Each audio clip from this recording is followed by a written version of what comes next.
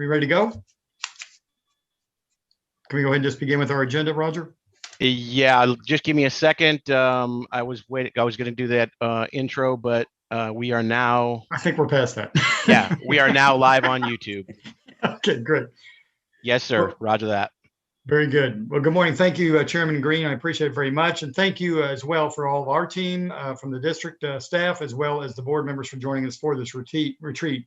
You should have received the packet. I first want to start by thanking Danielle Miller and the print shop team for producing these fine booklets we have in front of us today with the hard copies. I certainly appreciate their commitment to quality, and I'm very pleased with the way those turned out, and hopefully you are as well. Looking at the agenda, we have 6 topics that we're going to be covering today, 3 in the morning and 3 in the afternoon. These are either topics that are, as Ms. Green said, things that we're looking toward, or updates that have either been requested or we feel like it's important for you to know. Certainly not all inclusive, because in a district our size, things are always being adjusted and adapting to the situation. But these are 6 topics that we feel like, again, are timely, and some things that you have either request as a board as an update, or things we feel like you probably should be aware of as we go forward. Our first topic this morning comes from our Division of Teaching and Learning, focusing on, as we all know, this past year has presented quite a few challenges for students and staff alike, as well as parents. And one of the biggest concerns we have is the learning gap that has certainly been presented by the COVID-19 pandemic. As a result of that, we wanted to make sure we are truly assessing and beginning to address those gaps throughout the course of this year, but also reimagining how we might think about things going forward to include our summer program. So here to give us kind of an overview of assessing and addressing our learning gaps in the district, which, like districts all throughout the state and throughout the country, and really, quite frankly, across the world, everyone is trying to address how to fill those gaps, those voids that have occurred over the last year. So at this point, I will turn it over to Keith Seifert and Lori Watt from our Division of Teaching and Learning. Thank you, Dr. Lewis, and Keith Seifert, Chief Academic Officer for the district. And also have with me Lori Watt, Executive Director for Curriculum and Instruction. Appreciate the opportunity to provide some information related to how we are currently assessing where we are, where our students are from a learning gap perspective. We have a number of resources that we have out there to help support teachers as well as schools to assess our learning gaps, and then what we're doing to address those, as Dr. Lewis mentioned, so we can make sure that our kids are getting the best possible services from an educational perspective and an instructional perspective. Lori will be going over that particular information with regards to assessing and addressing the learning gaps.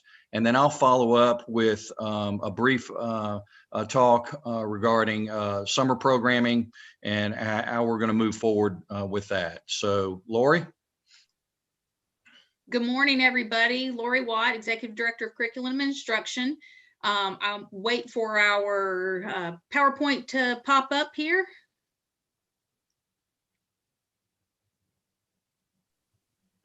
Ms. Watt, I do not have a PowerPoint for you. Can you give me the rights? I've got one on my computer. Yeah, everybody has rights. Everyone has rights in this thing to present. My mistakes. You're going to have to give me just 1 second. I didn't realize I was sharing this morning. Give me 1 minute.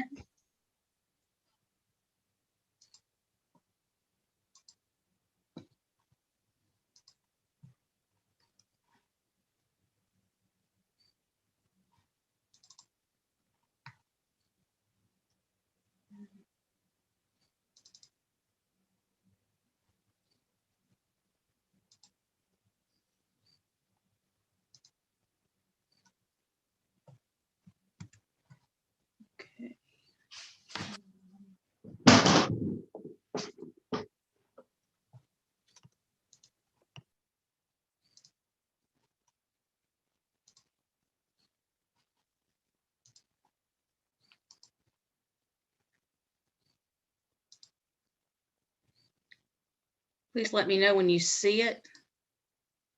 You good? Okay. Well, good morning, everybody. Sorry about that. I thought we were, and this is actually better. I would rather be able to click through it myself. So thank you.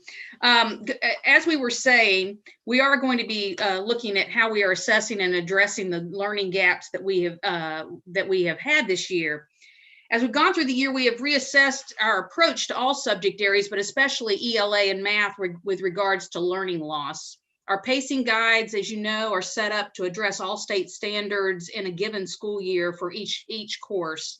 And we have reviewed the content, we have developed and purchased and created materials and provided more emphasis on resources that offer extra support. The following is going to be an overview of some of the supports we've offered. But I first want to say that due to all this past support that we've had from you all and the superintendent, we were ready for this. We had the curriculum resources in place to provide a balanced delivery of materials. And I think that just by the fact that you all were willing to go that extra step, that extra mile with those supplemental resources that were digital and personalized, it created a curriculum that teachers could use immediately in this situation once they, got used to the online teaching. But yes, we were ready. Our content specialists and professional learning specialists have focused on supporting teachers in any way they can in this new digital world this year. And this has been through everything from meeting with them virtual and going into classrooms. Whatever a teacher has needed this year, we've been willing to do it. And that's been our priority, just supporting teachers in any way we could. So these are some products that they're supplemental to what we already had in place. And these are assessment platforms that help us determine where students are so we can meet students where they are. Through the guidance of the MTSS office and Nikki Sutton, we assess all students through the STAR series of assessments as one of our assessment platforms. These are the 3 STAR products, as you can see here. STAR Early Literacy measures, what I like about that, it doesn't measure just literacy, but it measures numeracy for our youngest students and for those who are significantly below grade level. As you can see from the description, it provides a measurement of all areas of direct reading instruction and provides teachers with data to help them address individual needs. And our STAR Reading and Math are used to assess our students through the 8th grade. I'm going to show you some charts on the next few slides that will show you where our students were at the beginning of this school year. We're always worried about the summer slide, but of course this year we were also worried about the learning loss that took place due to the abrupt change in instruction and learning this last March. So here's some of our data that we have been looking at this year. This started out with our STAR Early Literacy that was done at the beginning of the school year. And you can see that those students in green were at grade level, at or above grade level. And then as you go to blue, they're on watch. Yellow, they needed more interventions, and red was urgent interventions. And so as you can look at this, what this does, the program provides data on the phonological awareness, phonics, word recognition, fluency, vocabulary, number recognition, and counting. And this showed us where our students were. Of course, this is an overview of the county, but teachers can dig into individual students and find out where their deficits were. So we obviously had some concerns, especially in 2nd and 3rd grade, which I don't think I was overly surprised with this data, given the incident in last March. But we're going to talk a little bit in a minute about other ways we're addressing that though. All right, STAR Reading is for our first through 8th grade students, and it provides insights to guide literacy growth for emergent readers, struggling readers, and high achievers. And you can see here that as the years go up, as you go up in our school years, there was a little bit of a shift gradually that has gone up through the 8th grade. Let me see, I'm getting this out of the way. And then as a district, we are still showing 32% at an urgent intervention we were at the beginning of this school year. We're going to see some growth in a lot of our other products. So I'm proud to say that we have been working on this, and we will see some changes in this data as we go through, because this, again, this was the beginning of the school year. And this is STAR Math. This STAR Math connects students with concepts needed for success. Specific skills that are needing to be addressed are flagged for teachers and benefit to show areas of need and strength. This information is then used with other resources for targeted instruction. So they can go in here, see where the skill deficits are, and then we have other resources that will help them address those deficits. But this gives them a snapshot early on of where our students are. So those were products that assessed. Now we're going into other products, and these resources continue to assess, but they also personalize the learning paths for students. You'll see more information on the following slides about each of these products. We use Lexia Core 5 with all pre-K through 2nd grade students and any student through 5th grade who is below grade level.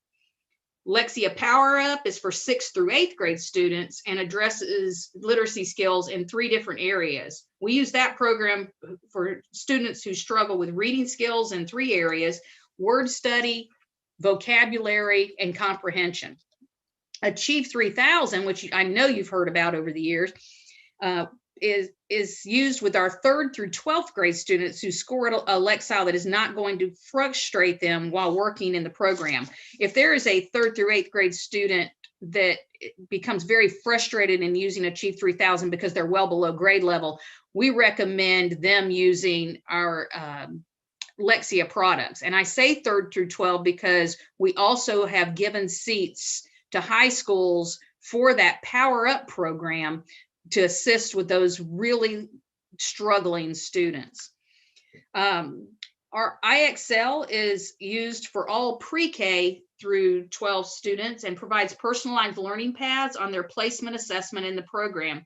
It was originally purchased this year for pre-K through 8th grade, but I'm happy to say that the company, we've really worked with them digging into the data, and they turned around and offered us to let us use the product with all our high school students as well for the rest of this year. That has been rolled out. Teachers are excited about that, and they feel like they are really building those skills at the high school level now too. So we're pleased that that company recognized the fact that we were working hard with them and they wanted to do more for us. So of course they want us to purchase it in the future, which could end up being something if the teachers really think that it supports our students in the way we would like. Each of the programs mentioned here allow for teachers to also go in and assign specific skills to ensure mastery. While the students are placed on personalized paths, teachers can also go in and look at skills that they need to beef up and assign those extra skill-based assignments. Well, let's look at Core 5. This, like I said, this is our pre-K through 5th grade. And Core 5 provides differentiated literacy instruction for students of all abilities in pre-K through 5. It provides explicit, systematic, personalized learning in the 6 areas of reading instruction, targeting skill gaps as they emerge and providing teachers with the data and student-specific resources they need for individual or small group instruction. So if you look here, the top bar next to each grade level, so pre-K is the start one, that's where they started. So they started pre-K because of where they start, that we had 100% starting on grade level at the beginning of the year. So, and that's not unusual because it's a very, very basic skills assessment for our pre-K students. But then what we really focus on is getting them above grade level in pre-K. And if you can see from the bar just below the top bar, that shows where we are now. So we have grown those students significantly into the above grade level at this point in pre-K. You'll see that in kindergarten, we had a significant portion that were below grade level, and now they are we have almost all kindergartners in this product on literacy skills up to where they need to be, but we of course want to keep moving them to above grade level. But as you go up in grade levels, you'll see that it doesn't look like there's as much movement. First grade's doing really well. Second grade is getting there. But when you get into our upper grades, you kind of look and you see, well, there doesn't seem to be much growth. But what we don't see is there is a lot of growth within the grade level band. So if they're below grade level and they're moving and haven't quite gotten to on grade level, we don't see that change just yet. So you don't see as much movement. And this is typical, especially in our 4th and 5th grade. But we are seeing growth in each grade level, but we're still working on that, hoping to move those students by the end of the year into that next band level. This is our Power Up plan, and it addresses gaps in fundamental literacy skills while helping students build higher order skills to comprehend, analyze, evaluate, and compare increasingly complex literary and informational texts. So this is our 6-8 product. And what I do like is that if we have 5th grade students that finish out in our core 5, they can move into Power Up and keep working. So that's one of the things that we like about this product as well. But not to mention that if a 8th grade student really needs maybe 4th or 5th grade level skills to be built, they can go backwards to it, pulls them down and after that first level set. You can see here that it assesses and then provides a personalized learning path to address skills in word study, grammar, and comprehension. So if you look at that first bar at the top, that is where we are with our word study. So we had 69% of our students are now at the intermediate or advanced level in word study, whereas it was 47% before. Grammar skills, 42% were at a foundational level. It's down to 32%. We're growing them into being at the intermediate level, and we're pulling students into that advanced level. But reading comprehension is where I like to put my focus, because it's, for me, students who aren't able to achieve 3,000, we need them in here because of all the extra supports that Lexia provides. And you can see that we've gone from 33% at the foundational level down to 21%. And by the way, this data was as of last week. So we're still growing. We're still moving students in the right direction. Then we get to Achieve 3000, product we've used for a number of years and we've felt has been very helpful with student lexiles and growing. So at the beginning of our school year, we had as a district, we had a 652 lexile score. And this data is from from February 9th. So as of February 9th, our students have grown 58 lexile points on average, and we are now at a 710 lexile score. But what I'd also like to say about that is that we've got students that are not using the lexile measure quite as, the Achieve as much. So we'd like to see more growth in there, but because we pulled them into Lexia after they already level set in Achieve 3000, I really feel like that data would be higher. Now, 58 lexile point gain is pretty much on target for a regular school year, but as a district, we want 100 points minimum per year gain on average for students. And we are seeing some great data on this for students who are scoring at the 75th percentile on our assessments. We're seeing 3.5 times the gain. So we just discussed this with principals last week, to not so much focus on the quantity of activities and Achieve 3000, but more on the quality of those activities, getting students to really dig in and try to get to that 75 on their first try on the activities. This is our IXL data. We don't get a lot of data at the district level. It's more for the school level data. But it's personalized learning that helps students master essential skills at their own pace in math. And it's provided for grades all grades K-8, and like I said, 9-12 currently is under pilot. IXL real-time diagnostic pinpoints students' grade level proficiency in key math strands and provides a personalized plan to fill knowledge gaps. So it starts students where they are and moves them along at their pace. And it's skills to reinforce daily instruction aligned to both GSE state standards as well as our textbook lessons. So teachers can go in, assign certain activities and support what they're already doing in the classroom, but they can also go on and continue working on other standards that maybe they aren't doing at that time.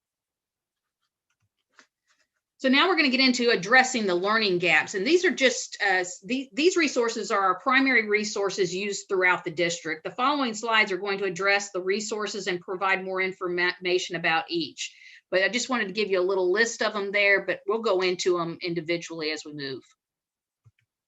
Of course, Canvas is our learning management system where we have developed courses for teachers where they can find all pacing guides and the resources, links, and lessons attached to each standard to assist teachers in the teaching of those standards. These are just a few of the ones that I pulled into the slide. Teachers use this information to create their own courses for students. And this is where lessons and activities, both synchronously and asynchronously, are placed for students. So this is where we can develop lessons and supports for teachers, and they can pull them in right into their lessons from Canvas.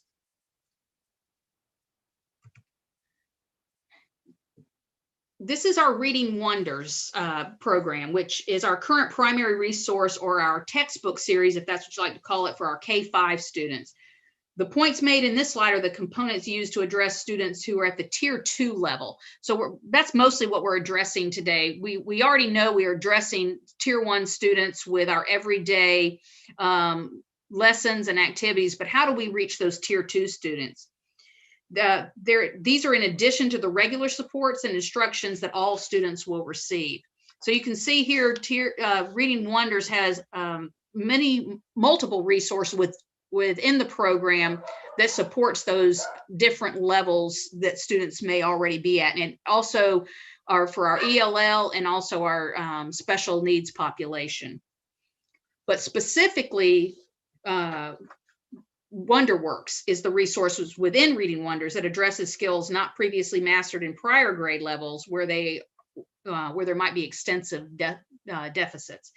The kits here are used with our special needs students or anyone needing work in the basic foundational skills. So we have Reading Wonders, but then it takes it a little deeper and gives us specific materials to work with those tier 3 students and those that are struggling.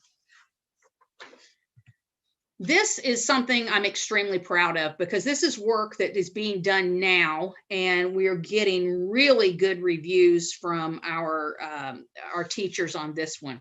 This is cross-curricular literacy support. These are new materials, like I said, being developed by the content specialists, because we all realize that literacy is all of our responsibility. It's not just the ELA teacher. So what we have done here is cross-referenced all of our ELA standards into science and social studies standards and how these standards support the literacy standard. So basically, social studies and science has ELA standards in them. Teachers don't always see that as being part of the ELA work that we're doing or literacy work we're doing. So what we've done is, if you'll look at that, so the ELA standard RL3, describe how characters in a story respond to major events and challenges. Well, social studies can address that through the SSH1 historical figures one. And then if you go below that, you'll see specific, this is just an example of a lesson that specifically addresses that ELA standard and bring in more of the ELA part of it when they're studying the other subject areas. So we're really proud of this work. It's ongoing. We have finished our 6-8 and we are just about done with our elementary ones as well. That's work we've been working on. You can also see that the links are right there. All of this is in Canvas where teachers can just click on that link or be told, okay, go to Studies Week Studies Weekly, which is what we use in social studies, and look at week 12. And here's an activity right there and an article that you can use that also addresses that English language arts. And then you can go back to that ELA standard and start asking questions that are specifically related to the ELA standard. So this is work, like I said, I'm really proud of. Now for elementary, we look at our Envision Math, and these are, this is our primary K-5 math resources, and listed in this slide are specific supports within the series that support skill building, especially where learning gaps exist. There are personalized learning paths, engaging games and videos, homework assistance, and specific diagnostic assistance to help the teacher plan for interventions and reteaching. So these particular ones that we're looking at today will address those tier 2 and tier 3 students. We try to find some ways to engage them, and I think through some of the videos that we have and the extra supports and games, we can engage students more to help them be, I guess, help with their own gosh, I'm looking for the wrong word here. Anyway, this is supports that they can then look at, and teachers can look at to help support our students at all levels and engage them in their own studies. This is another product or creation that we have done within our department. And this came out of a conference that a few of us went to, which is Learning Science International. And what we came out of that is how to develop our own learning targets. And this one, during live meetings recently, principals have really talked about what a big help this particular document has been. So we've developed learning targets for ELA and K-5 and ELA 6 through 12, and also for social studies for 6 through 12. And that, in fact, that's where we started. And these are located on each grade level in the Canvas course. These resources have been developed by content specialists, and we have received a great deal of positive feedback. But what these do is break down each standard into the learning targets that would be included in the standard. So if you look here, this is a 9th, 10th grade standard, and it's been determined that there are actually 4 learning targets that are within that one standard. So breaking them out for the teachers, and then providing the instructional strategies within that same document can assist teachers in, okay, I've got the overall standard, but now I know these are the 4 areas I need to focus on. And here are some instructional materials and strategies for me to address those standards. But we go further. Just as with GMAT, students are placed at different levels based on the assessment, and the learning target materials do the same with a rubric showing where a student is based on the overall standard. Formative assessments are referenced for teachers to quickly know what is already created and provide for teachers to use and assess those standards. So here we have, there's a rubric of an actual standard, and then an example of a formative assessment that could be used to show or to assess the students on that particular standard. But I like this because it helps teachers know exactly where they would score on a GMAT, but also just where they need to be. Okay, I'm proficient here, but I am distinguished here. And sometimes we need those extra supports for that, for the teachers to have a better understanding and be consistent across the district as well. So Houghton Mifflin Harcourt's Georgia Collections is our primary resource for ELA in grades 6 through 12. The components listed here help provide a balanced plan for students. The resource is comprehensive for all instruction in the ELA classroom and can assist teachers in supporting students at all levels. There are strategy components, consumable materials for practice and assessing, rubrics to assist teachers with knowing where students are, online assessments, and student resources in addition to the printed anthologies, and a multitude of other resources both to engage and assist in instruction. And so I'm not going to talk about every one of these, but you can see from the list what all is addressed through our Georgia Collections ELA resource. These are additional list of resources that are included within the Georgia Collections materials for students for extra support, extra and continued support.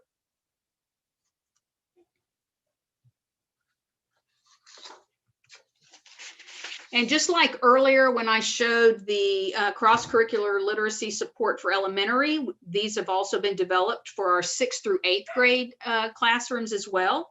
Again, these are new materials developed by the content specialists. Oftentimes, teachers at other subjects don't see the connection as a whole, and these materials are helping provide that connection and showing how we can all support literacy. So this is just like the one you saw just a moment ago. Houghton Mifflin's Harcourt's Go Math and AGA, which is Algebra, Geometry, and Algebra 2, are our primary resources for math in grades 6 through 12. The components listed here help provide a balanced plan for students. This resource is comprehensive to assist in addressing the needs of all of our students. There are diagnostics provided throughout the resource and at different points in the year, and units and modules. Teachers have constant access to diagnostic tools to assess where students are, and then have strategies provided throughout the resource to meet students where they are to address those learning gaps. There are also Tier 3 materials, just as our other resources, to assist with more significant needs, including our special needs population.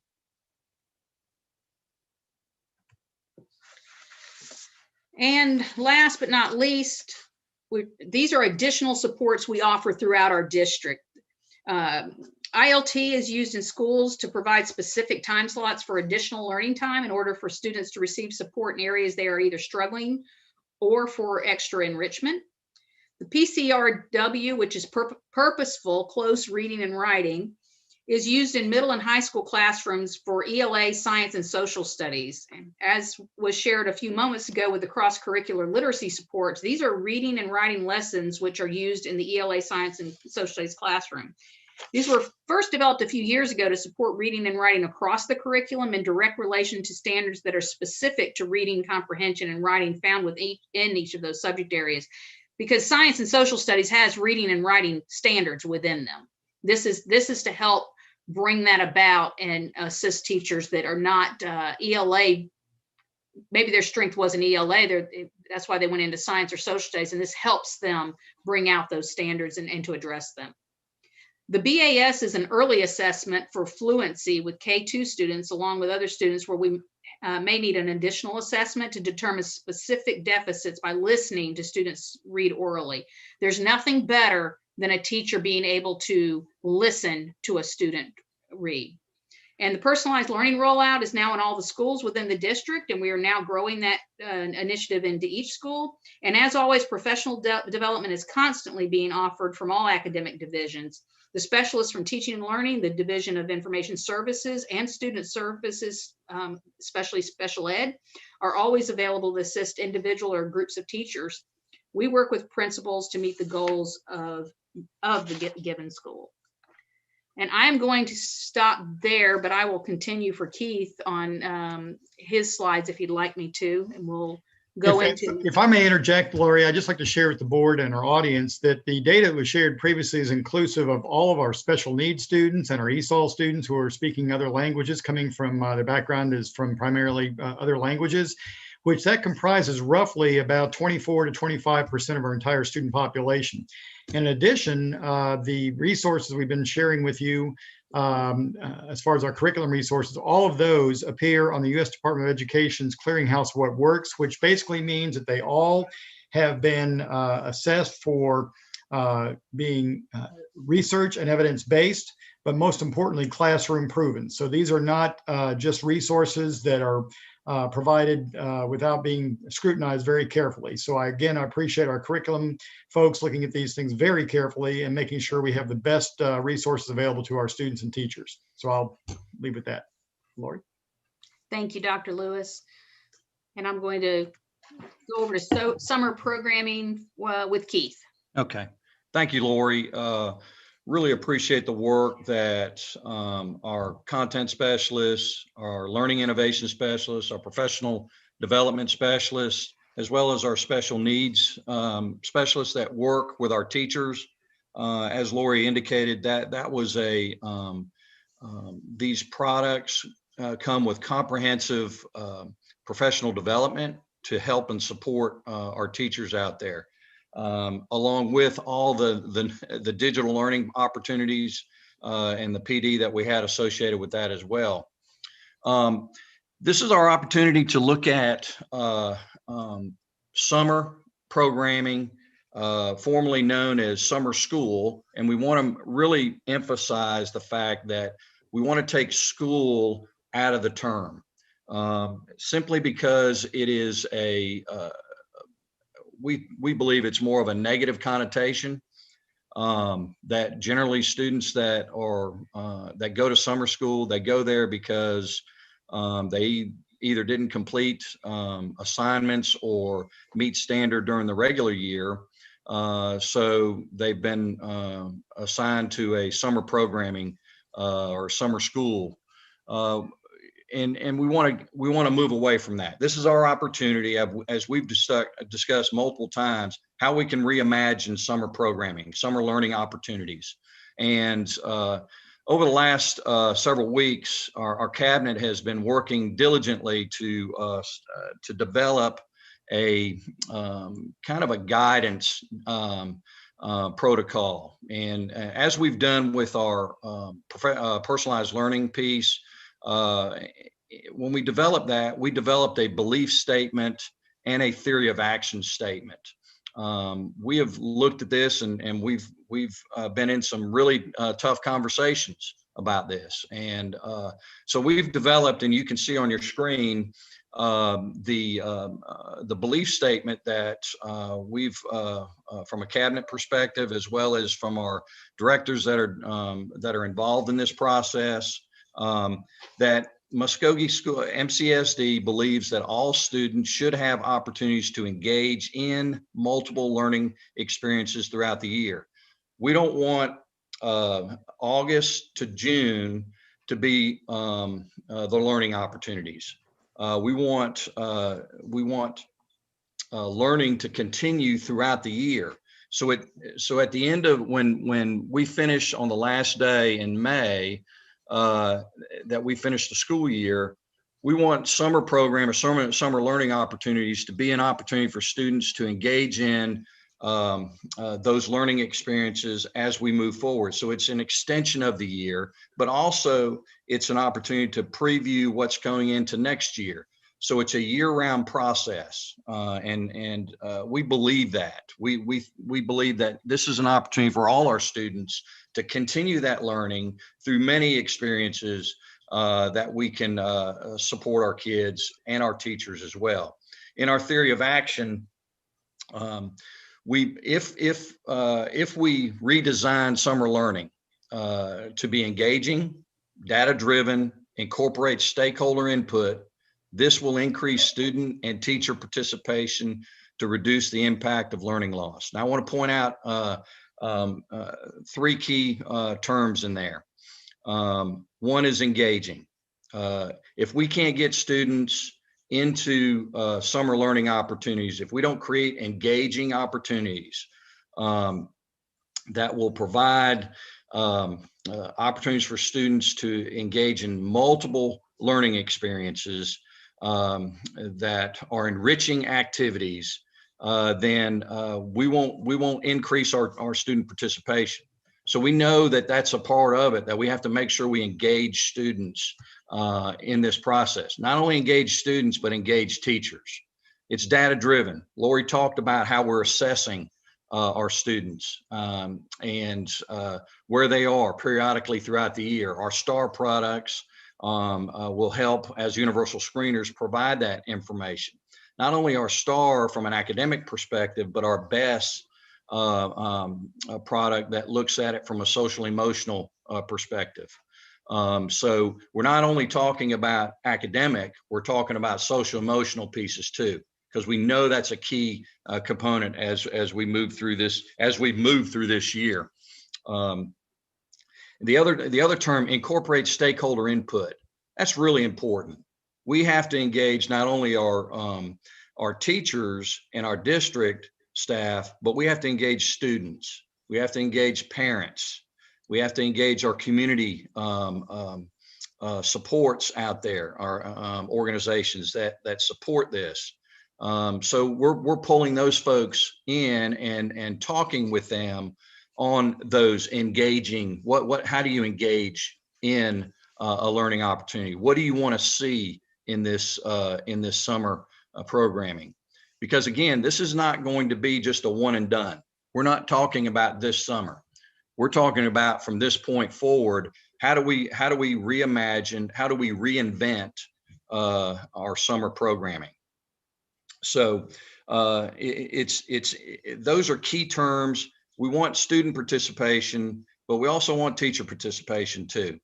We know in the past, it's been a struggle to try to engage teachers in the summer. They're tired.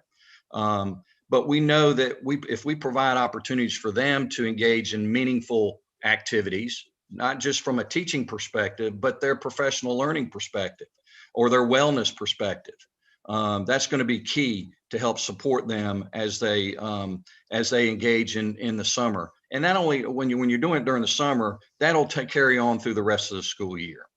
Lori, if you can move to the next slide. Thank you.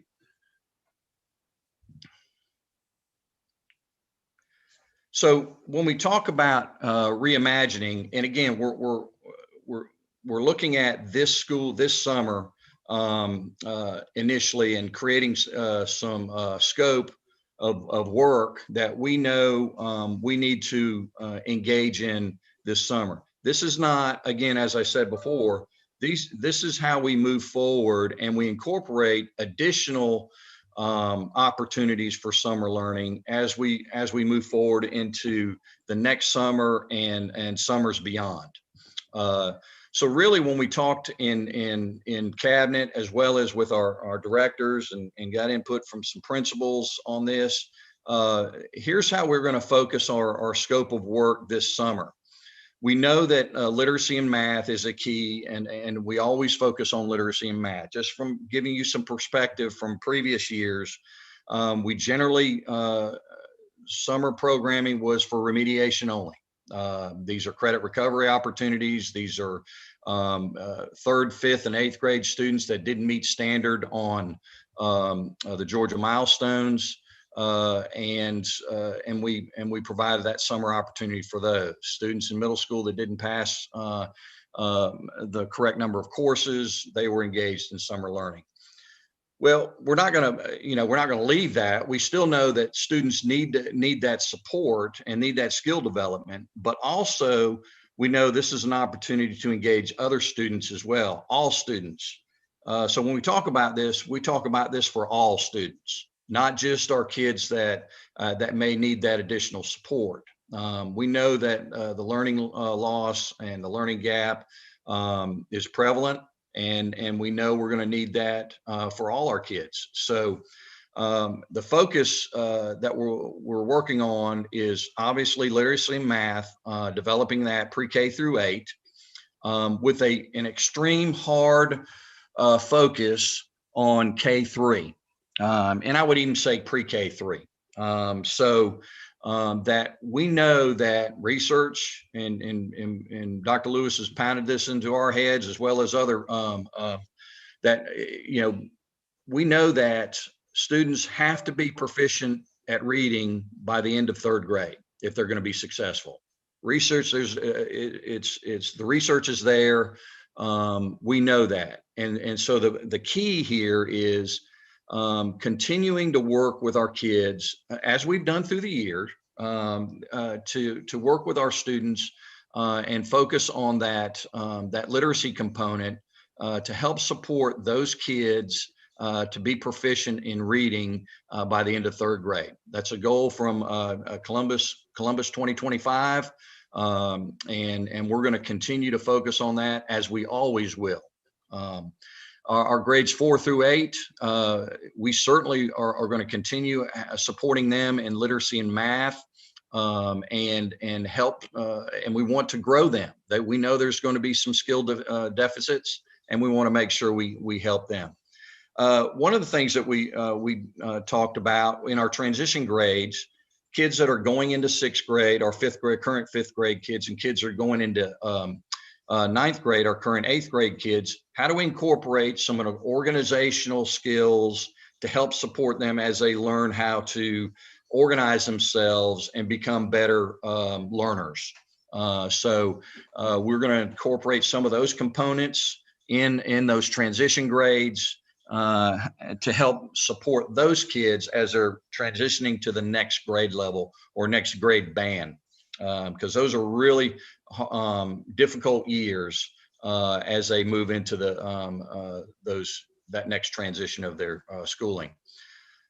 We know our English language learners and our special needs populations, we have programs in place for those, but it's imperative that we have scaffolds built in and skill development built in to support those students as we move forward. Again, this is open for all students, whether you're you need some additional support, you're an ELL student that needs that support in language development, or you need the support from a special needs perspective. We will traditionally, we know that 9-12, we're going to have to look at course completion and graduation requirements. That's imperative. We have to focus on our graduation rates. So we will continue that focus with the understanding that as we move forward in future summers, that we will probably offer some opportunities for advancement, such as AP courses or advanced study courses. These are things that we can provide to those kids that will challenge them during the summer to help support them. That 5th bullet down where we talk about whole child supports, probably one of the most important things we have to focus on is our social emotional learning and making sure that we have that embedded in what we're doing during the summer program. We did it last year when we were totally virtual. We will continue to do it this year and enhance it even further. And you see that inclusive of counseling needs, we want to make sure that counselors are a part of that process and that they're in the schools, they're helping support those kids and providing the necessary supports to those students with the social emotional piece. And then really engaging community partners. I can't say enough about our community partners. Really, they have really provided some support to our kids and to the district as we've moved through these tough times. We need to engage Boys and Girls Clubs, YMCA, Girls Inc., Open Door, Salvation Army, Enrichment Services, Parks and Rec. All those are part of our community, and they engage our kids. These are the experts in providing enrichment activities. These are the folks that are really going to help us engage kids and get them to these programs. So they will be sitting at the table to help and support, make decisions on how we move forward with those enrichment type activities. So it's important that we make sure we have our community partners at the table for this. To that point, I also just want to add very quickly that we're going to be surveying our principals, teachers, and some parents as well as students, just to get an idea of what would engage them, whether it might be something as far as the enrichment, whether it be the arts, whether it might be something robotics, various kind of camps and activities that might be something of interest going forward as well, to engage kids in coming back for summer learning, but also for enrichment and that whole child approach that Mr. Seifert was talking about. Yeah. Also, I have a question. Yes, ma'am. So, Mr. Seifert, so in trying to reimagine this summer program, I think it's going to be really critical that the schools lead this effort because they know their students better. Yep. It's nice to have a framework from the district that will support whatever these schools determine that their specific and individual populations need, to give them that latitude to be able to reach their students. They know. Absolutely. Yeah. I'm sorry. I think that they know. Yeah. Or I'm sure they're planning for it, but I'm confident that they know how to reach the students if the concern is participation. And I do applaud that community partnership because that is critical, because parents are still working through the summer, and that's a child care issue, and those partners can help with that gap while the students are there for child care and other activities. But it's really important that we give the schools that autonomy to administer the summer program. And certainly they are directly engaged in this, and we understand that, and we're going to make sure that they are a part of this process. They have been and will continue to be a part of this process. So yes, you're right, Ms. Green. They are the boots on the ground, and they're the ones that make it happen. And so we're going to make sure that they are in the planning process. They're part of our focus groups, so they will certainly be there at the table making the decisions. So I'd like to ask a question, and it's a kind of follow-up to Mrs. Green's. So right now we're basically in the planning process for the summer school. That is correct. And we're quite a bit into it. So like I said, they're certainly at the table, as well as other folks, but we do have to engage students and parents and to gauge what would get them into the program, as Dr. Lewis mentioned. Yeah, I was trying to figure out do we have any idea of what it looks like? Because it sounds like me from Mrs. Green's question, she was saying something about schools, the individual schools having the autonomy of their own specific students. Is the main focus here to somehow combine schools together and therefore take students away from their specific schools, or what's and I know you say you're in the planning stage, Right? The planning stage. So I'm just trying. I have no imagination for what we're doing. I see your presentation. Your presentation that you're presenting what we're going to do for schools is pretty much what we do all the time. No, ma'am, it is not. No, ma'am, it is not.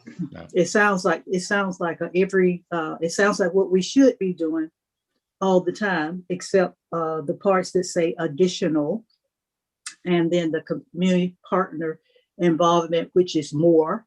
But the rest, everything sounds like what we should be. If it's not what we're doing, we should have been doing everything that you have here.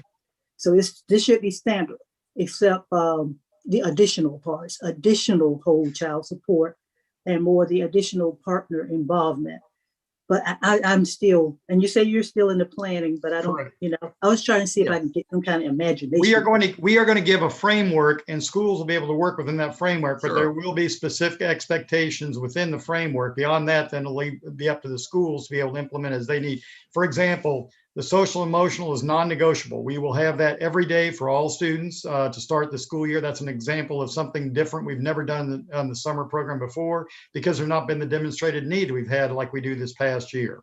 We'll be incorporating more of our community partners to encourage more enrichment activities in terms of the arts or robotics, as I mentioned, or whatever it might be. So those are all things that are added to this, and it's still in development. That's where the focus and the response from parents and students are going to be critically important as we go forward.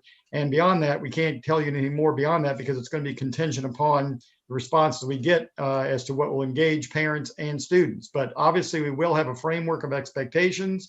But within that, then, as Ms. Green said, the schools will have the opportunity to develop that based on their needs and to engage their students respectively. And we'll know more about what that framework looks like. Yes, ma'am. We're just trying to let you know where we are at this point, where we're going with this. Yep. Thank you. You did say you're in the planning stage. Okay. Yeah.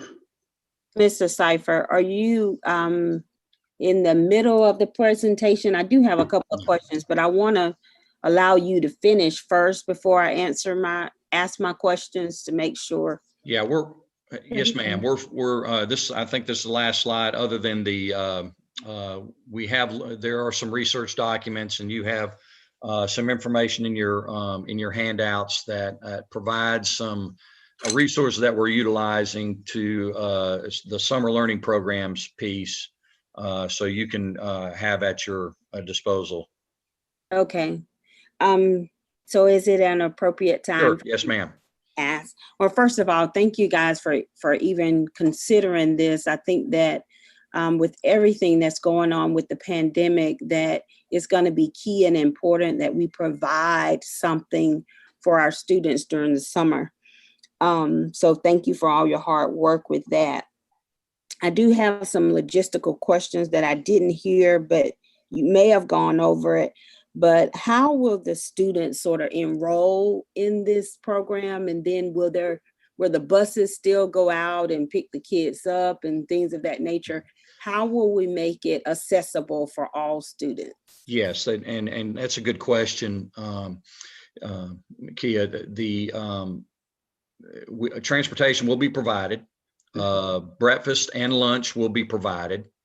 Currently, we're looking at a 4-hour instructional time with 5 hours for teachers for additional planning and support. But breakfast, lunch, and transportation. So kids will have the opportunity to get to wherever they need to go to help support that. Mm-hmm. My other question is about the curriculum in particular. It is summer, so we do want the kids to be excited about going to school during the summer. And I did see on your slide that they were going to have virtual field trips and things of that nature, but what is going to be different about the curriculum? And is there any funding available to perhaps have some physical field trips, which is something that the kids have been missing over these last few years due to budget cuts? Right, and we are looking at some summer curriculum components that would be different than the normal resources that we continue to use. We're looking at potential literacy, what we call lit camps, or math camps that are prescribed, give daily activities for teachers to engage students in that are theme-based as they move through a particular time frame that we're talking about in summer programming. So it will be different from the normal year where they utilize the current curriculum that we have and engage teachers as well as students in those lessons. As far as I want to focus on the enrichment pieces because I think that's a key component to get kids into the schools itself, mm-hmm. providing that opportunity for, we, as Dr. Lewis mentioned, can we incorporate robotics, STEM activities, intramural physical education type activities. That we can utilize Parks and Rec, the Boys and Girls Clubs, Girls Inc., all those, they all have enrichment type activities that will enable our folks to support them at the individual school sites. So we, like I said, we're pulling those folks in and how they can provide support for that.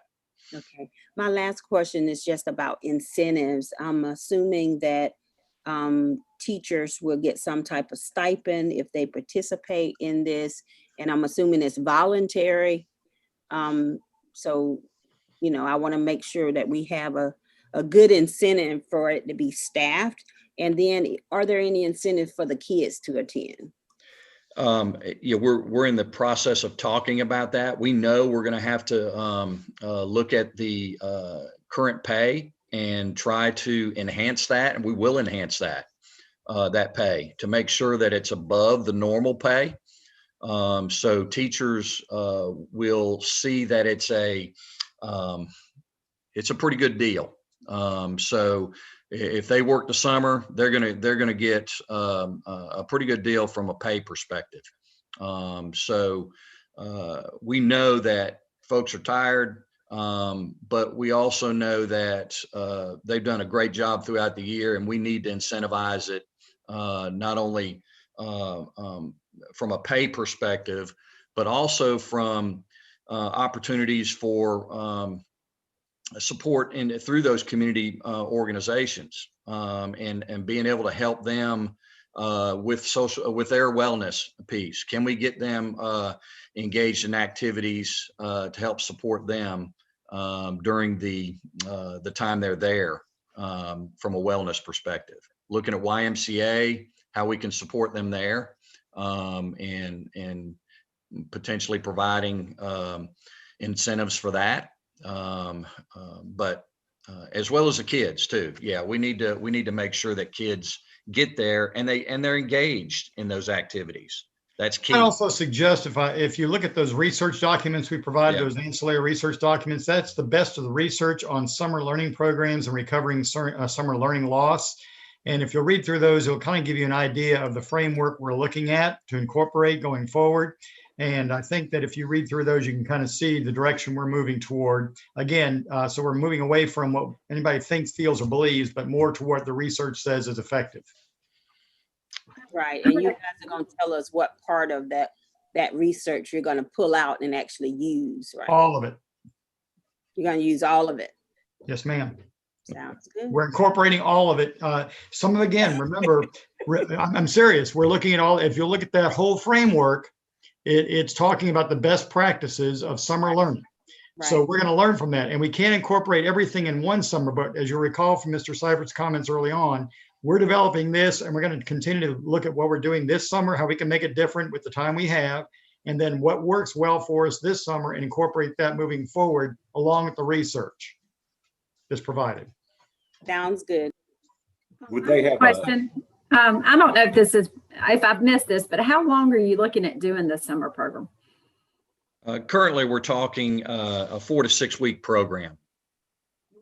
When we were talking about, because Kia hit a question I had about how to incentivize the teachers, will they have to commit to the entire program, or will there be a chance to maybe do a portion or something? Yes, ma'am. We've been talking about that as well, as trade-offs where you may be able to do maybe 3 weeks and then trade off and another teacher comes in for 3 weeks. That certainly has been talked about and certainly is open. I think that would be great for recruitment, because we know all the teachers really do need a break in the summer. And, you know, but a lot of them, I'm sure, want to help the students in this very important program to help curb the learning loss. So being able to do it for 3 or 4 weeks would be a good mix. But thank you. Mm-hmm. Is there going to be a break for the students, Keith, in the middle for a summer break for them?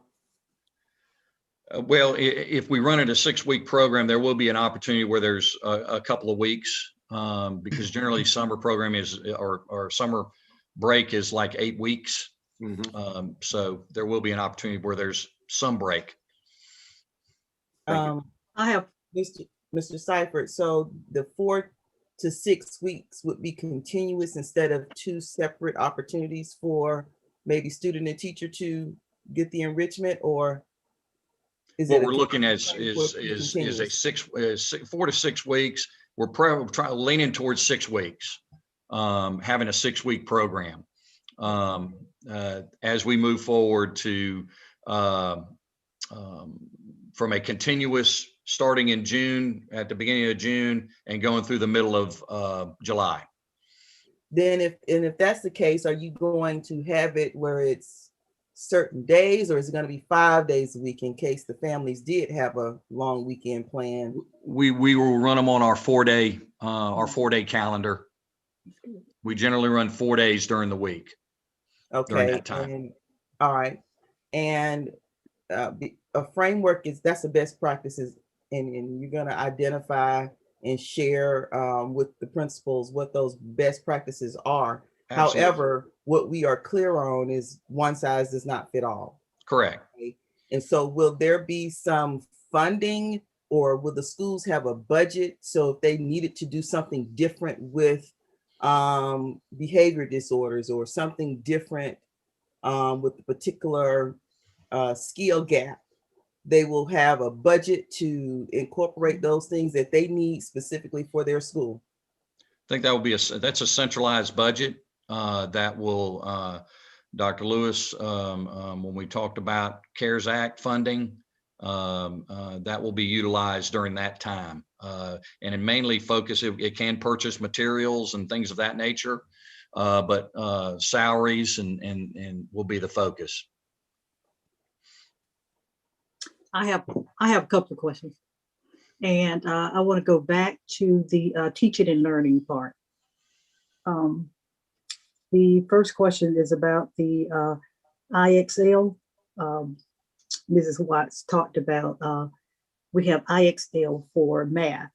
Want to know why we don't have it, do we have it? I know she spoke of math. Do we have it for language? Because our focus has always been now, as it should be and should have been, on personalized learning. And the IXL activities are very specific. Teachers can go in and for a certain skill, they can be very specific in identifying what they wanted students to learn. So we have it in math. In math, do we have it in language? And if not, why not?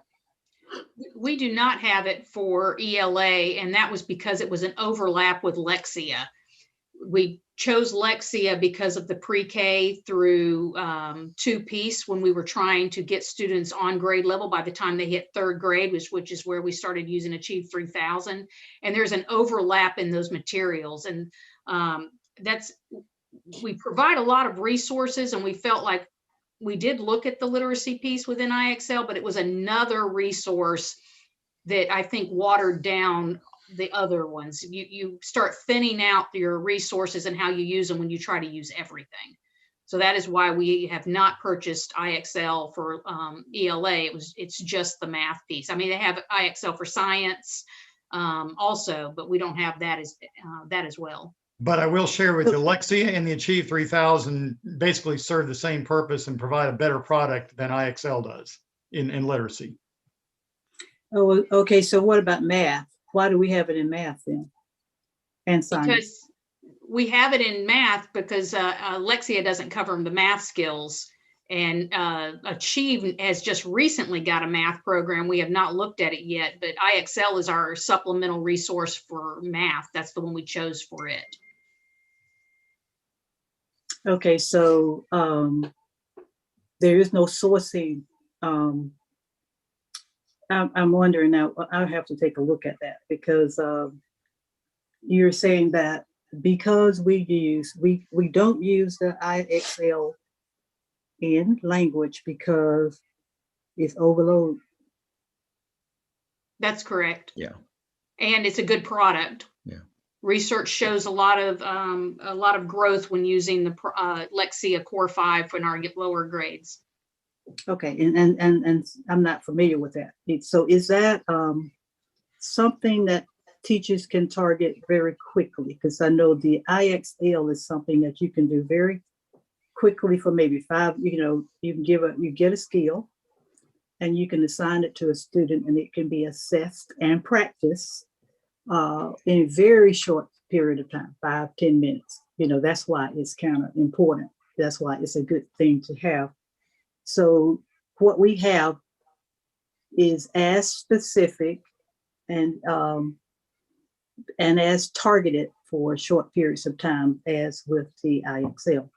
Yes, that's correct. It gets very specific. It gives alerts to teachers on what skills students are struggling with, gives them supports to go in and assign, but also gives them materials that are you can print out and are verbatim on how to address those skills as well. There's a lot of extra supports within Lexia to support individual needs of the students. Okay, good. And my second question, and this is just for my information because I don't have any kind of imagination for it. And I thought it was very good. I think you said that your department, the instructional department, y'all developed these the support lessons or support activities for the standards. Okay, so and that's, I think that's really, really good and very needed. So how do teachers access those? Are these things that we have online that they there's a web or some kind of way that they access these learning activities that they probably need? So how do y'all do that? Everything. Oh, excuse me. Everything is put in the learning management system Canvas. And teachers have access to all of those materials. And the way it's set up is by course, subject and course, and the teachers that teach those courses have access to all of the materials that are within the course that have been developed for that particular and course. in those courses, the state standards are listed and they just have to click on a standard within that course. And who designs the lessons who designs the lesson and the activities that are there? Well, a lot of those is coordinating and pulling in resources that we already have that address those particular standards. So which resource, what part, down to what page in some places that you can pull in for that standard. But we also use the Department of Education's materials. We pull that in. But I'm going to say that it's not just my specialists that work on this. They get a lot of input from our academic coaches and our teacher teams, because we want to make sure what we're putting in there is something that they feel will be beneficial for their students. We don't just want to start pulling in things thinking that we have all the answers. We want the practitioners that are still in the classroom pulling that information in too. A lot of collaboration goes on, especially in the summer. We do a lot of summer work where we pay teachers stipends to come in and support that work. Good. Yeah, I was wondering about that. Do we actually use some of the things that teachers are already doing and then put that there? Okay. All right, thanks. Well, again, we want to try and keep you up to date as to where we are at this point. Those will continue to evolve for our plans for summer programming. We'll apprise you as we go. But in the interest of time, if everyone's okay, we'll go ahead and move forward with the agenda. We have, and again, like I said, we'll continue to update you on our plans as we move forward with that framework. But now our next session. Dr. Lewis, yes. Dr. Lewis, I know, people want to get to their Saturday, but this is a retreat. If you're going to plan it for a work session, in case there are more questions, so that, board members won't feel rushed, or board members, you can just email any additional questions that you have. I mean, I love y'all and I don't want to spend all Saturday on Zoom either, but I don't want anyone to feel rushed. Not at all. We just want to make sure that we are going to get through the agenda. So I just want to make sure that because there will be questions, I'm sure, about some of the other topics as well. And to this point, we wanted to introduce you to the concept of what we're looking at. Again, there are still more discussions to be held, obviously, and as we learn more from that, we will share that with you. But it's important to understand that this is a work in progress. Any other questions at this time?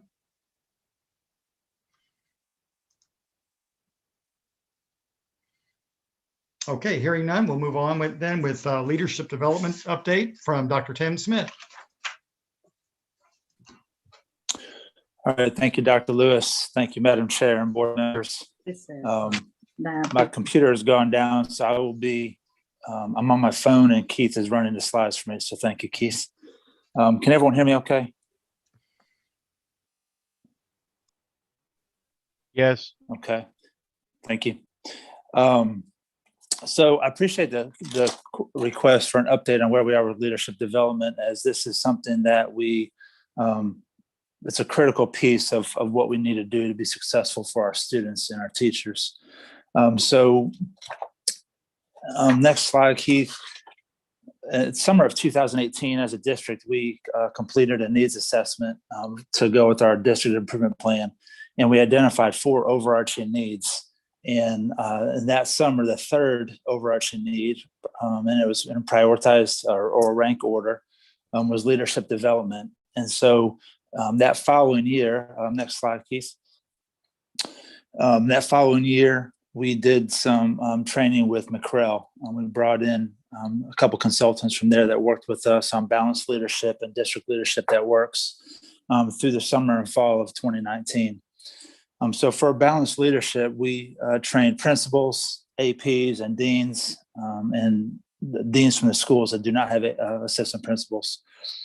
They received 6 days of training around the research, which included Marzano's 21 leadership responsibilities, and then the 3 key focuses of balanced leadership of establishing a clear focus, managing change, and then creating a purposeful community. With the balanced leadership, our approach was to contract with McCrell and then receive training from them for 4 facilitators inside the district that would continue on the work over time. And so those 4 people were Christine Hull, principal at Hardaway, Dawn Jenkins, principal at South Columbus, Marty Richburg, principal at Northside, and myself. Due to the pandemic, we have not done 2 of the days of training to finish the facilitator training. That will occur the first week of June this summer. And so once we have done that, then the 4 of us will be certified to continue on that work in subsequent years for leaders. Next slide. So one of the things that we did last year was in partnership with McCrell, we developed what we call the unilateral. And that document was used to help kind of bring some of the school improvement plan work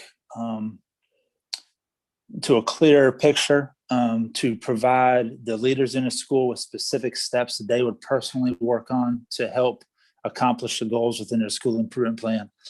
And so what that document did was brought together components of the What Matters Most framework, which is part of McCrell's work, and then Marzano's 21 leadership responsibilities. So, for example, a principal would pick one component of the What Matters Most framework, and for the example's sake, using challenging, engaging, and intentional curriculum. And so they would have chosen any of the numerous components within that they felt was the biggest need for their school at the moment that they could personally impact.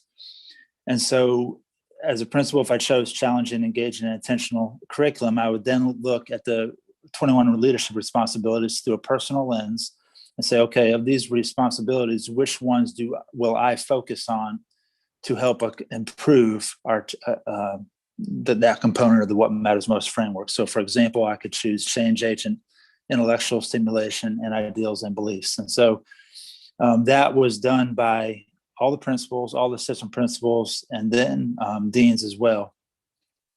And so at each school, each leader's unilateral would look a little different because they were looking at it through what they would contribute to the process. We also did district leadership that works training during that same period of time. Dr. Lewis, chiefs and directors went through 3 days of training around the research, around the leadership responsibilities, and then also looked at how we could support improvement and innovation in districts. And we looked at effective leadership practices and then the characteristics of high reliability organizations. Next slide.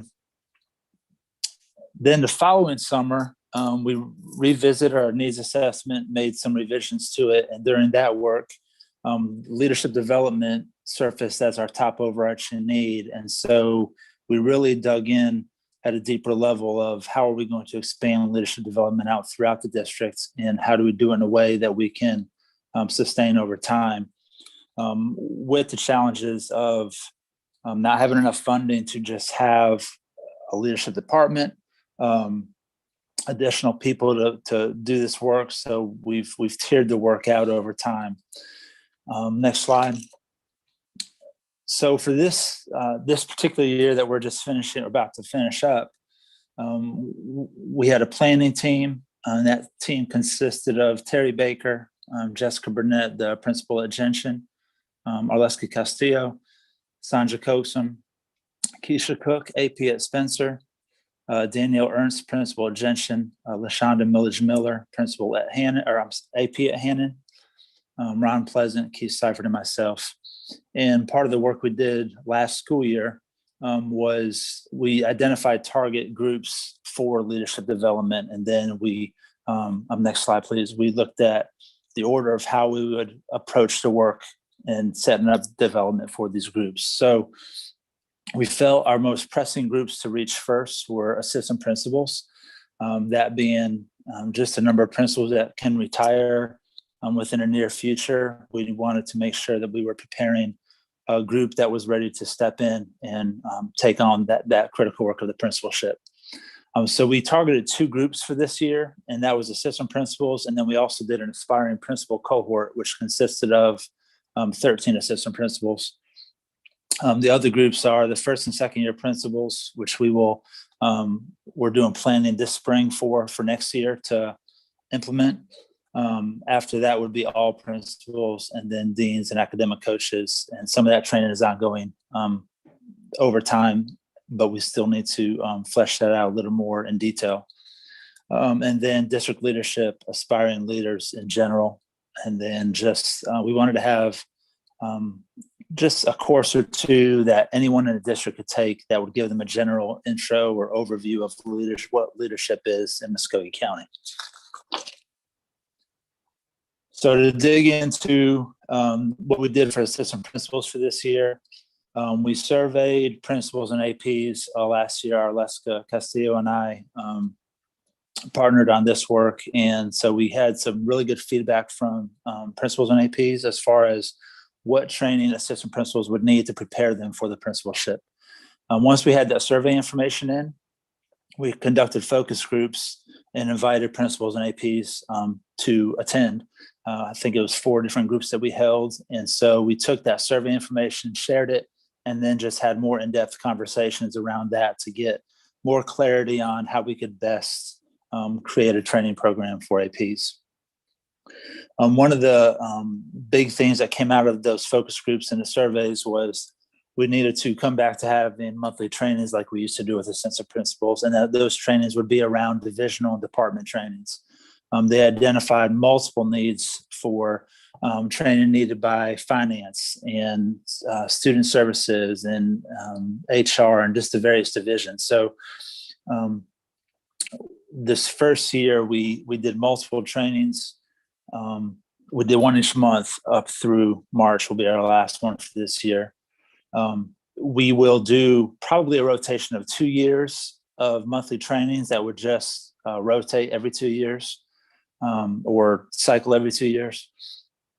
So for example, this year, some of them are time sensitive. So for like in September, the focus was FTE preparation, since in October, that's a critical component of what we do in the district. We did some additional trainings. We had the state provide SLDS or State Longitudinal Data System Administrator training. That was done in the fall. We had the assistant principals take the Clifton Strengths Assessment, and then they had half a day of training on that, and there will be some components of that going forward. And then next month, they will have comprehensive needs assessment and school improvement plan training for them as well.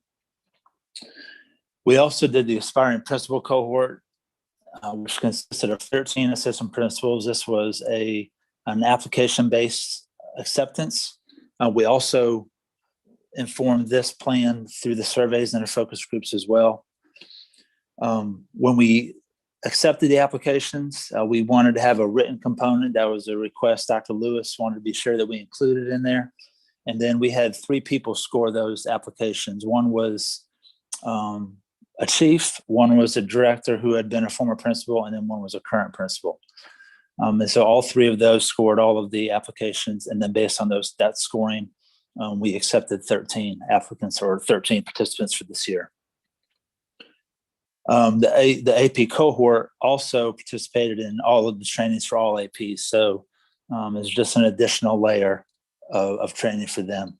So the additional components they experienced this year, we did a book study. Patrick Knopf and I collaborated with them on the first 90 days. And we had very insightful conversations that was very productive for them to think through, what would they do the first 90 days as a principal. They have been going through ongoing data teams training and coaching. We had a consultant come in and work with them on that. We are wrapping that up actually next week. They'll have their final session.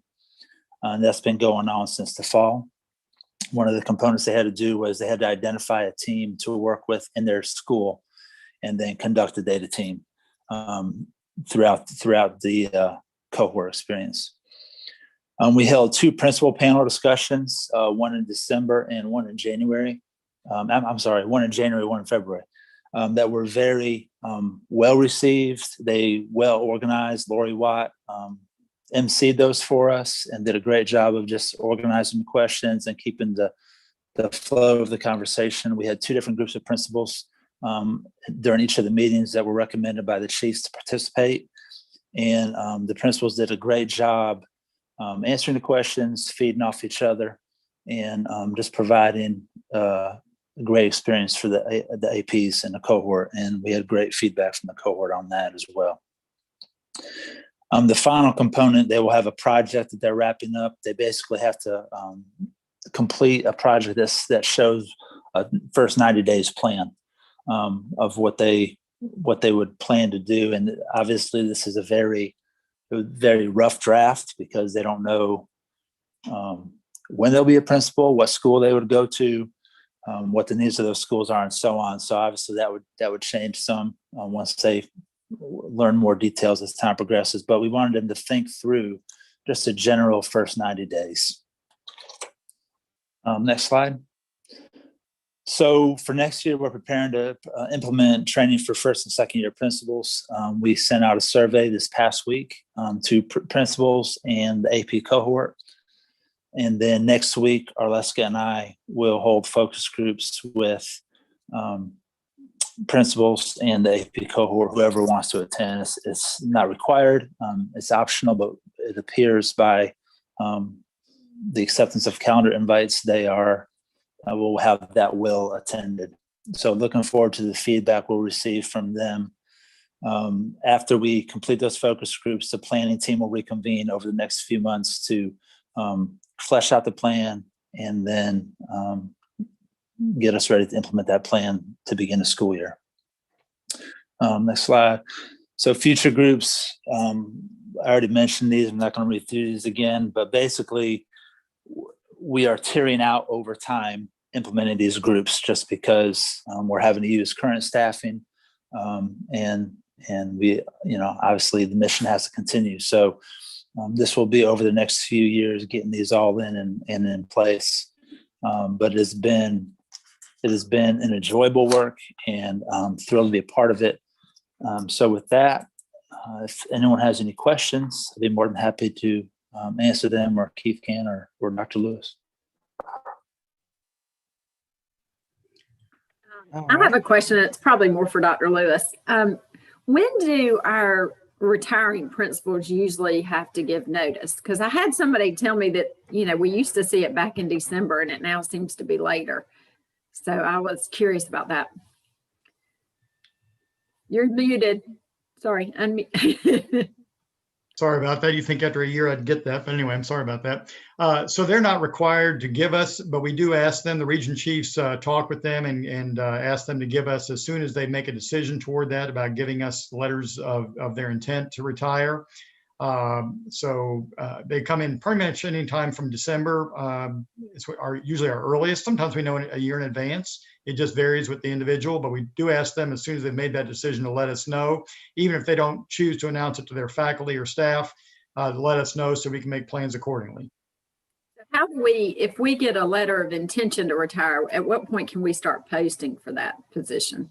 I think that was one of the questions, was trying to get the positions posted sooner so that, you know, people were aware of what might be open for the next year.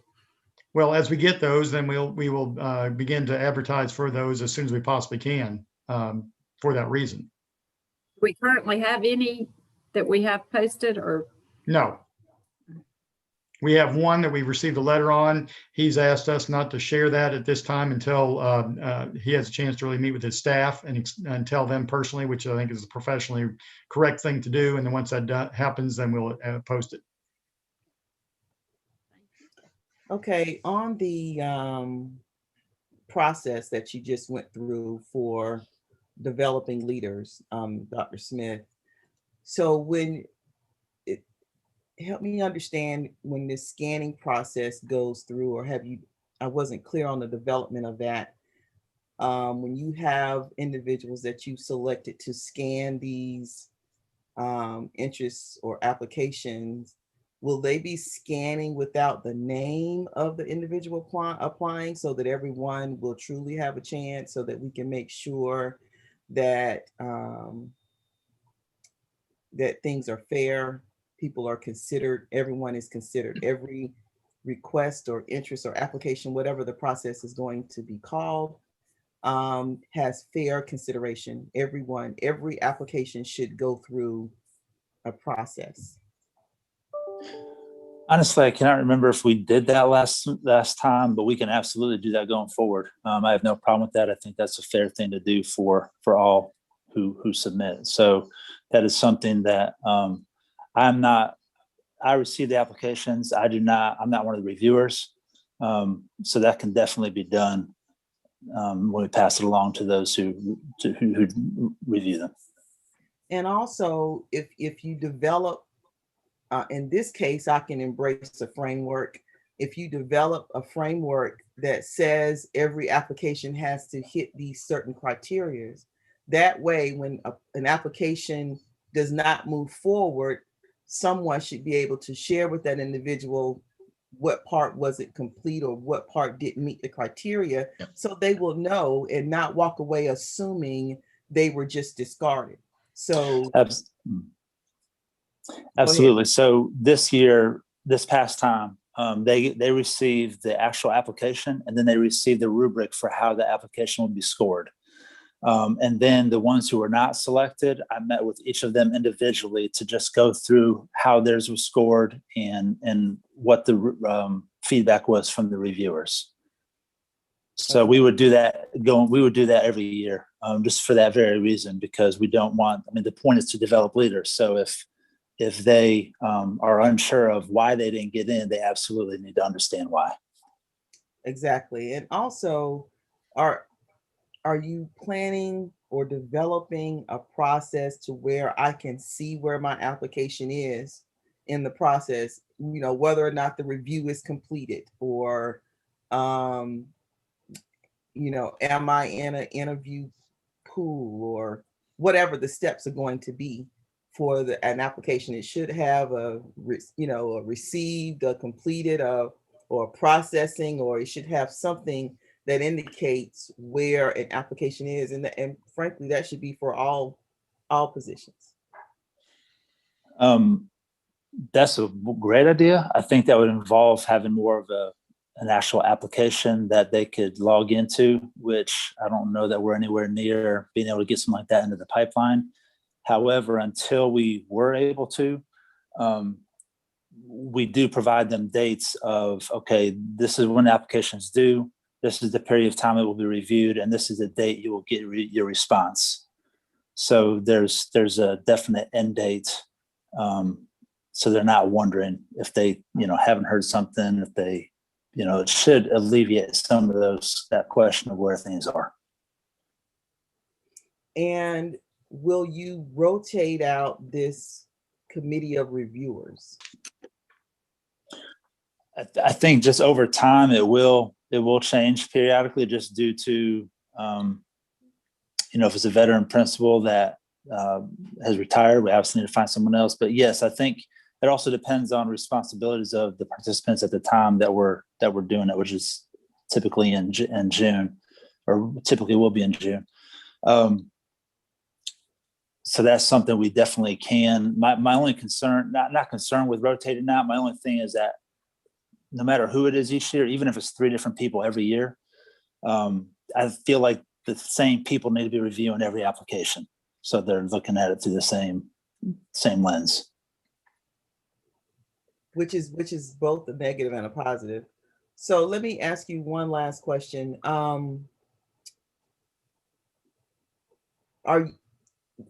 Did I miss in your presentation whether or not this process that you're leading will also make the recommendation going forward, or are you bringing these applicants to a pool of consideration for whoever is filling the position? So in other words, if it's for an assistant principal, and will the principal of the school that has the vacancy have an opportunity to review this group and make a determination or make a selection from the results of all of this work to develop these applicants? So at this point, there's no connection to the hiring process. It is strictly providing leadership to just broaden their knowledge base and experience to apply. Okay. Right. Now, I think, and this is just what seems to be natural occurrences over time, once we have more and more people that have gone through the cohort, it would seem that we'd have more people from the cohort be hired as principals than people not in the cohort.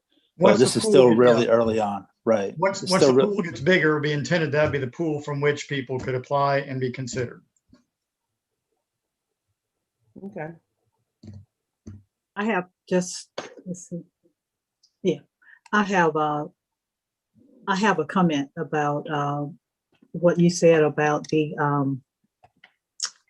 people who do not make the pool, or who are not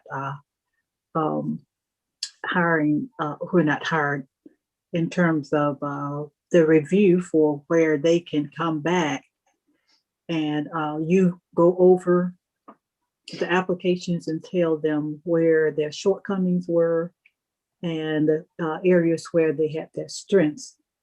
Now, I think that component is very important, and it also leads to some of our trust issues.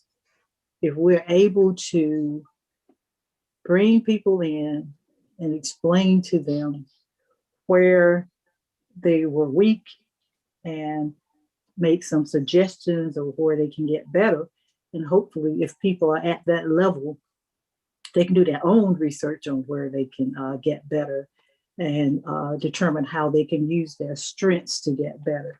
So I think that's a very, very, very good component that you brought in. Thank you. Yes, thank you. I have a question as well. I want to make sure I'm understanding. How is one selected or is able to enroll in this particular leadership training? Can anyone just raise their hand and say, I would like to go through this leadership development training? So this particular cohort is limited to assistant principals being able to apply.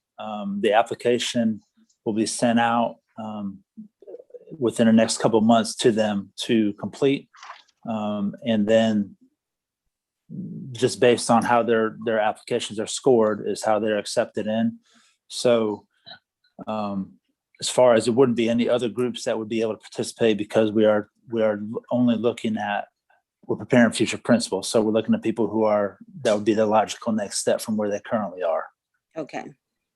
And so this group of people will really be go into this leadership program, correct? This past year was one chief, one director, and one principal. We can expand it out to have more reviewers. We're definitely open on feedback on that. I have no problem with that. But at this point, that's what we did was one chief, one director, one principal. Okay, sounds good. And this does not, this is not a prerequisite for becoming a principal. People can still become a principal without going through this particular leadership. Or will there be any extra incentive or extra points on the rubric when you're scoring people to become a principal if they've gone through this program? Now that I can't speak to, but there's nothing that says if they don't go through this cohort, they can't be selected as a principal. Okay, Dr. Lewis, you're about to add something about. I was going to say, ultimately, as I said before, the idea is to broaden our pool, and eventually that is the idea that they'll have gone through this so we can have an expectation of people being prepared to be principals, having met these certain criteria. But again, that's going to be a process over time as we develop the pool. Okay, gotcha. My last question, Mr.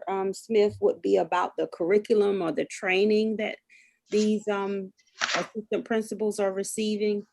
I didn't see anything in there about any type of sort of culturally responsive training or diversity training, and it's not listed in the 21 leadership responsibilities for Mazzano. So, is there any training? Right. Okay. So that is one of the things that was brought up in the focus groups, and that will be something that we will implement with all assistant principals, not just this cohort. Okay. So that is something that will be a topic during next year. Okay, perfect. Glad to hear that. Mm-hmm. Thank you.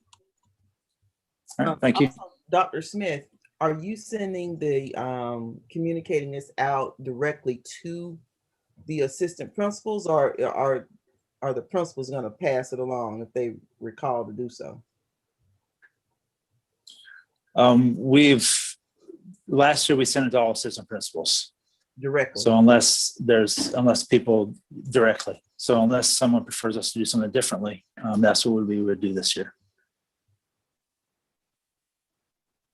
Thank you.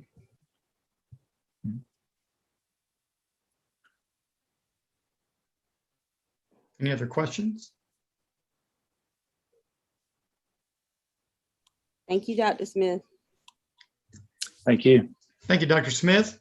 All right, our next presentation is certainly the pandemic has put a spotlight on internet connectivity and reliability. That's something that, again, all over the country we all knew, but this pandemic certainly spotlighted that. And we are trying to begin a process to try and address that. So here to present some information regarding that whole initiative, we have our Chief Information Officer, Mr. Ron Pleasant. Good morning, everyone. Hope everybody's doing good this morning. I won't try to belabor this too far, but I just want to go through a quick presentation. First, I'll establish some working definitions, and then I'll share with you some current perspectives about digital access, really, that go across the nation, but I'm focusing on our county. Then we will talk about some efforts that are underway in our county, and I want to basically close it out with an opportunity that we have to do a little bit more. So first off, what does digital access mean? Typically, it's defined by a few different aspects. Access to digital materials. This morning, Lori Watt shared with you all the digital materials we have. So that kind of covers that base. We have a lot of access to digital materials. Then access to digital tools. Now, you all know we've put devices in the hands of our students, so we've got that kind of computer aspect covered. The secondary aspect of that is access to the internet, and not all of our students have that in their own household. And then the last item is really more of an equity issue, the ability to participate in digital society. So I can give you all the tools, but if you don't know how to use them, you still cannot participate fully in a digital society. So that's what it means to have digital access. And then the gap between that access and not having that is defined as the digital divide. And what is a digital desert? Well, a digital desert really is defined in a couple of ways as well. The first way is that there is 0 broadband providers in any given area. So imagine you live in an area where you would like to have internet, but you can't. There are no carriers in your area at all. That's one version of a digital desert. The second version, really the one that I'm relying on this morning, is that households have access, but for whatever reason, the household is not connected. Largely, that's going to be a financial reason, but there can be other reasons as well.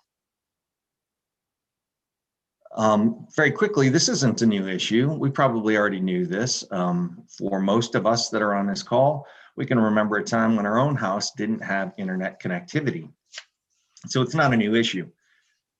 What makes it newer and challenging, as we all know, is the pandemic. So we couldn't go out and visit in person, and we had to rely upon these digital connections in order to stay engaged in our jobs, engaged in our education, engaged sometimes with our medical community. So here's what's happened. The pandemic has revealed that what we once thought was a luxury, because we thought, well, that's a nice to have, now has become a basic necessity to do a lot of daily things, stay connected with family even.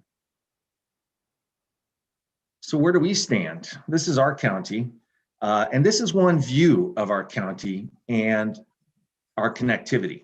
So this is by way of the FCC, how the FCC sees our county.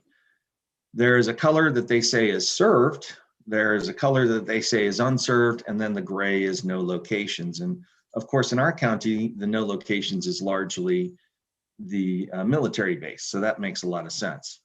And if you look at the unserved, you might, from this viewpoint, say, well, we're pretty well off. Everything's great. What this really means is, if it's unserved, that's that first form of digital desert.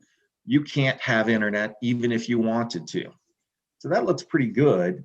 But when we think about it, this is how the FCC is currently gauging this. The way in which they determine something is served or unserved is they look at census blocks. And if a census block has even just one residential or business location that has broadband available, they just determine everybody in that location is served. And that's not true at all. You can be around the corner from your neighbor and not be able to get access, but you're still in the same census block. So this is kind of a misleading viewpoint on it. Here's another viewpoint that is using basically the same technology and the same map, and now we see that there's a lot more areas of our county that are unserved.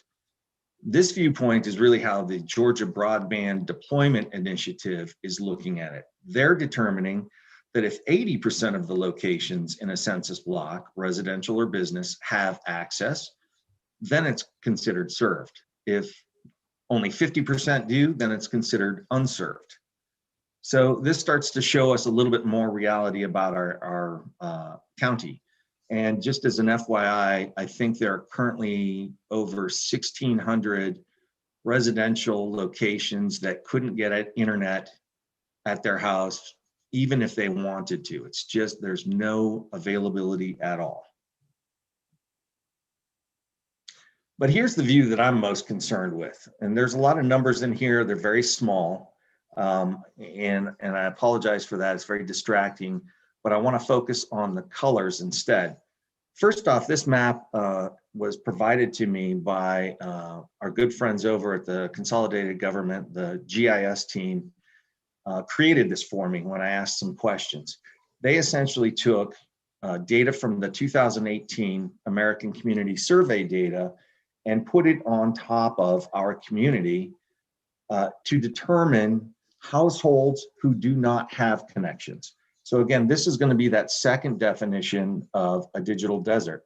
There could be an opportunity to get services, but these households do not have services. And what I want to bring to your attention is the darker the color, the more households in that area have no internet access at all. And so the darkest color is anywhere between 55% to 76.5%. And if you kind of look at that, you can see a repetitive pattern. These are where our students live. These are where our families live. There is access available, but they don't have access. And again, we can speculate to the reasons why, but primarily, we know we're looking at this and we can see we have areas right downtown where students do not have access. Of course, that's a problem for us because we have created all these digital tools. We've given them Chromebooks and they have no way to access those at their home locations. So that's kind of where we stand right now. So what's being done to address this? In the beginning of the presentation, I said this is a community problem that requires a community solution, because it is. It's not just our problem, it's actually everybody's problem in our community. Our local internet providers have come up with some low-cost plans. $10 a month seems very reasonable to somebody like me, but that's not true of every one of our families, and I understand that.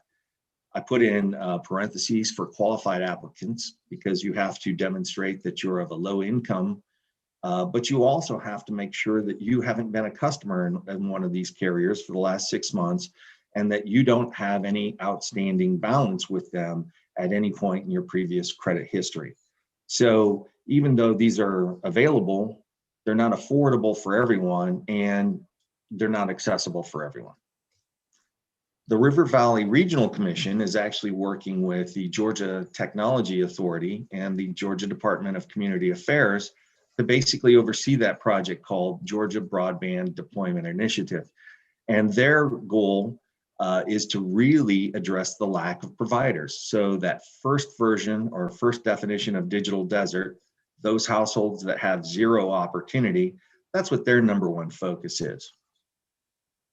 Again, over at the Columbus Consolidated Government, in order to assist us and our community, they have deployed free Wi-Fi access to most of the Parks and Rec locations. So if you go to any of those locations, you'll be able to pick up a Wi-Fi signal and gain internet access. And they were able to do that with a financial support from a local foundation. And then for us, we've deployed approximately 3,800. It's over 3,800 MiFis to students, which amounts to just over 10% of our student population. But that's not enough. So there are still some other opportunities. This is a map. I hope you can see it.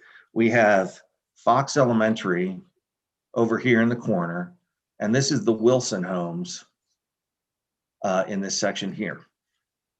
Before the school year began, Dr. Scarborough reached out to me and said, Ron, I have a challenge.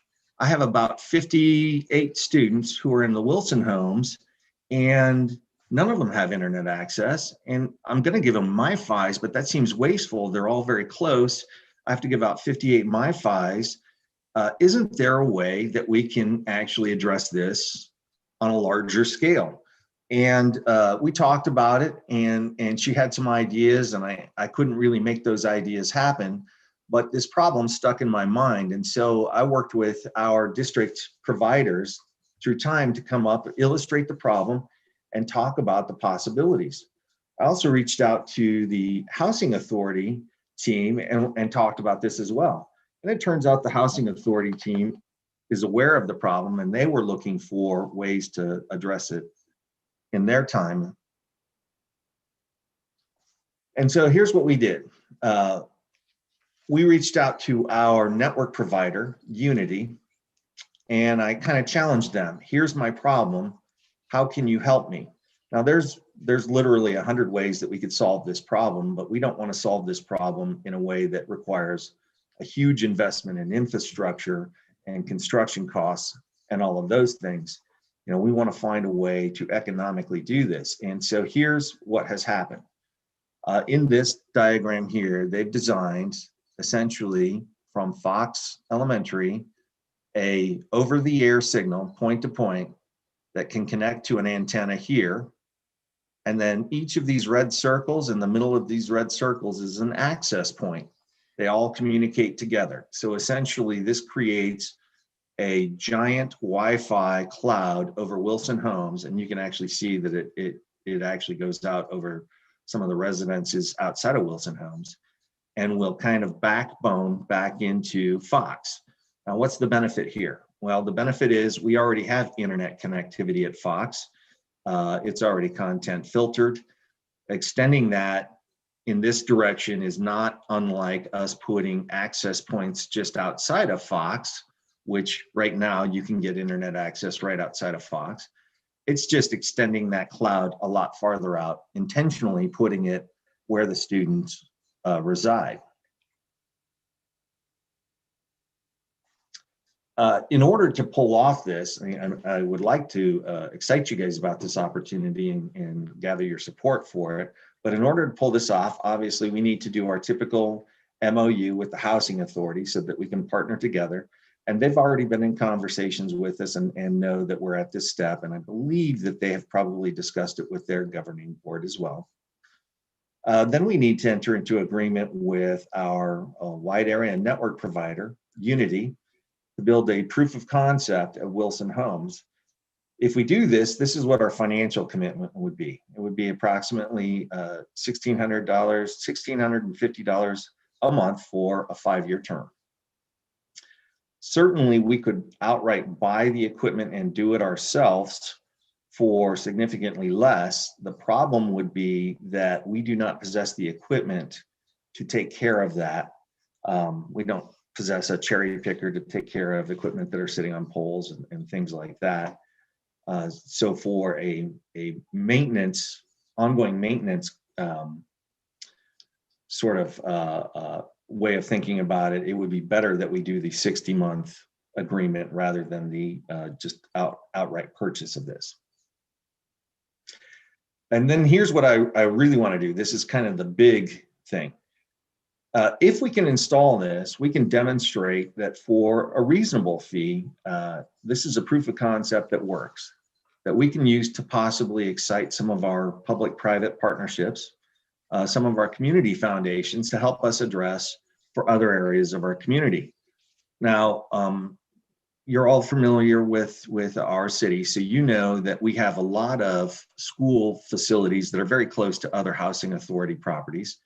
And so this can actually be replicated a few times over and address the needs of many of our students, again, for a fairly inexpensive view, and even more inexpensive if we can achieve support of local foundations or cost share with other organizations. And there's a number of resources that we have. You might be asking, has anybody else done this before? The answer is yes. Other people have done it before. Not a lot of people have done it, and they haven't done it with the exact company we have. They've used different solutions. But I included links to 3 communities that have already done this. So one is San Rafael in California. They built a neighborhood network, very much like we're talking about here, for education reasons. In Chicago has deployed a similar solution in all their park locations for the same reason. They're using some solar powered equipment. And then we have a mobile home community that is actually in Champaign, Illinois. In this particular case, it's very similar to what we're faced with. They had a huge student population in a mobile home community where nobody had any internet access. And so they were able to solve this problem and support distance learning by deploying a Wi-Fi sort of umbrella over that community. Also in the packet that you have are kind of the details about what the equipment is and the particular quotes and whatnot in there. And that is it. Do you have any questions? So Ron, this is Kathy. I do have a question, and I might have missed it or misheard it. So this is $1,650 approximately a month to build this neighborhood network over Wilson Homes. And I thought you said that Dr. Scarborough said that she had 58 students without connectivity. Is that correct? Yes. And how many of those 58 students lived at Wilson? Because I'm familiar with this neighborhood. In our conversation, she was telling me that they were all in Wilson. All the ones that she was concerned about were in Wilson. However, Okay. I would say, she's talking about the elementary students, right? So we have middle schoolers and high schoolers there too that for some reason, I think that it's close to 100 students that we have, over 100 students that we might have. Okay, so just 58 students at Wilson, and I think this is a great idea, but it's not very cost efficient because that comes out to over $28 a student a month. It seems like it'd be easier just to get them hooked up to the internet providers like MediaCom for $9.95 a month. I mean, it's 3 times as much as what a network provider would allow, without having to deal with, one-to-one connectivity. What am I missing? Yeah, great point. Is it the least expensive solution? No, but we have a challenge with a lot of movement of our students and their families. And one of the things about the internet providers that, the cable companies and all of that, they are facility-based solutions, meaning you have to have a physical cable coming into your location in order for you to use this. So imagine a family, and I'm sure this doesn't happen very often, but imagine a family in Wilson Homes moves between 3 apartments in Wilson Homes.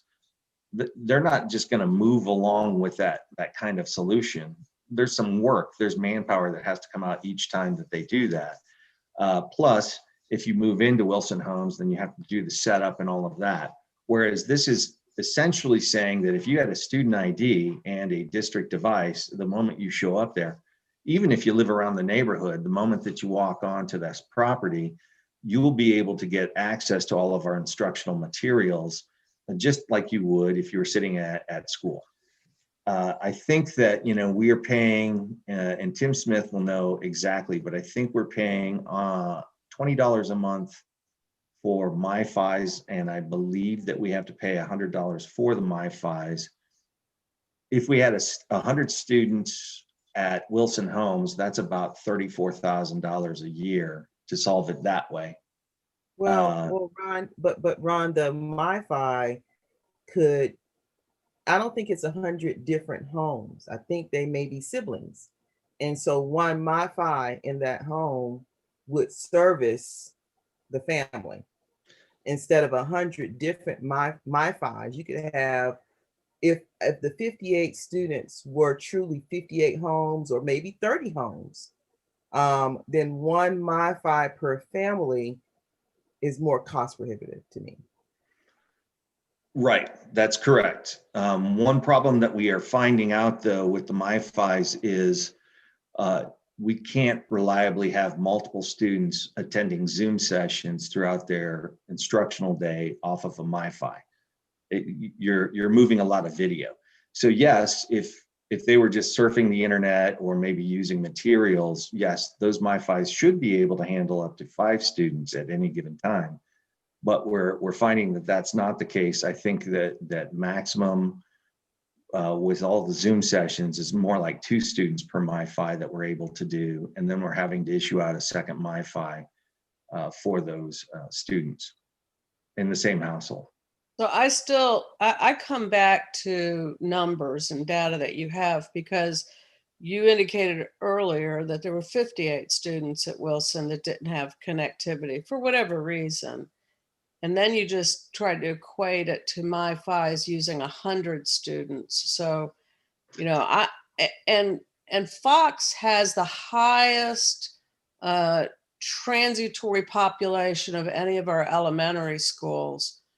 And I guess my problem is, one of equity, because we're suggesting that if you live in a housing authority property, then you get this service. But if you live across the street in a home, you won't, because you'll be outside of the little ring. And that causes me a little heartburn, because it's not just Wilson Homes that doesn't have connectivity.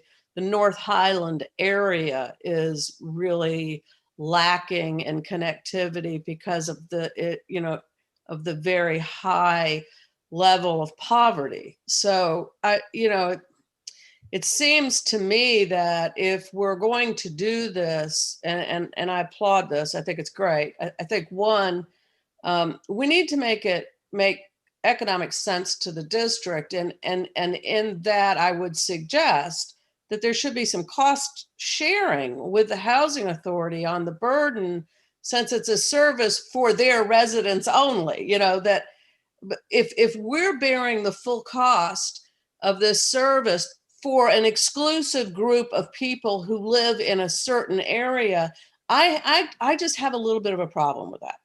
Does that make sense? I mean, you absolutely make sense. And I want to take a moment to kind of clarify a couple of things. One, the 58 number, and I'd have to go back to my email to get the exact number, is only dealing with elementary students at Fox and Wilson Homes. But we know that there are middle school students and high school students, and so that's where I get that number of 100. There's additional students. I think we need those numbers first. Yes.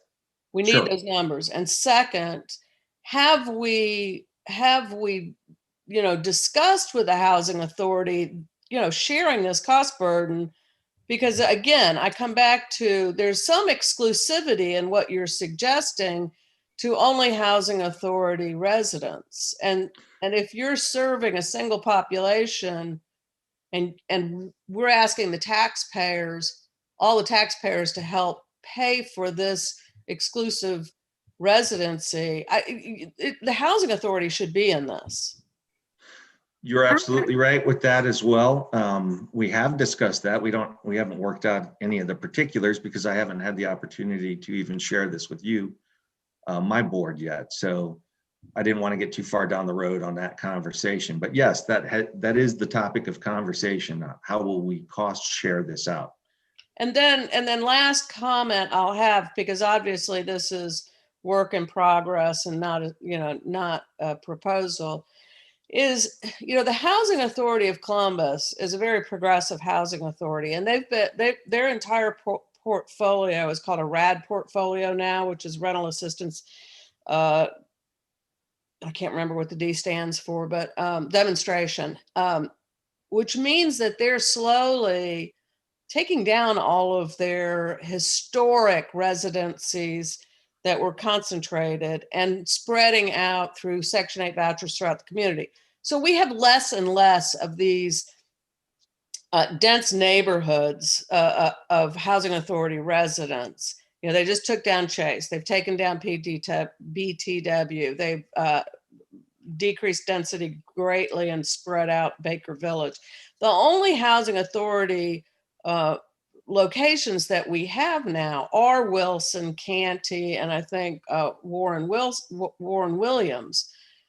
So, I mean, you're really looking at a very narrow group of students. I'd like to know what their timeline is for taking down either Canty or Wilson, because those are the two largest left. So, sort of put that in the mix when you're talking to them, on their strategic timeline. When are they going to be looking at doing some type of a conversion of those two dense properties, so that we know whether or not this makes sense for our own future timeline? And two, when you do try to put this in a proposal aspect to us, I'm going to have real heartburn if we don't have significant cost sharing of this from the housing authority for their residents exclusively. And I'll just leave it there.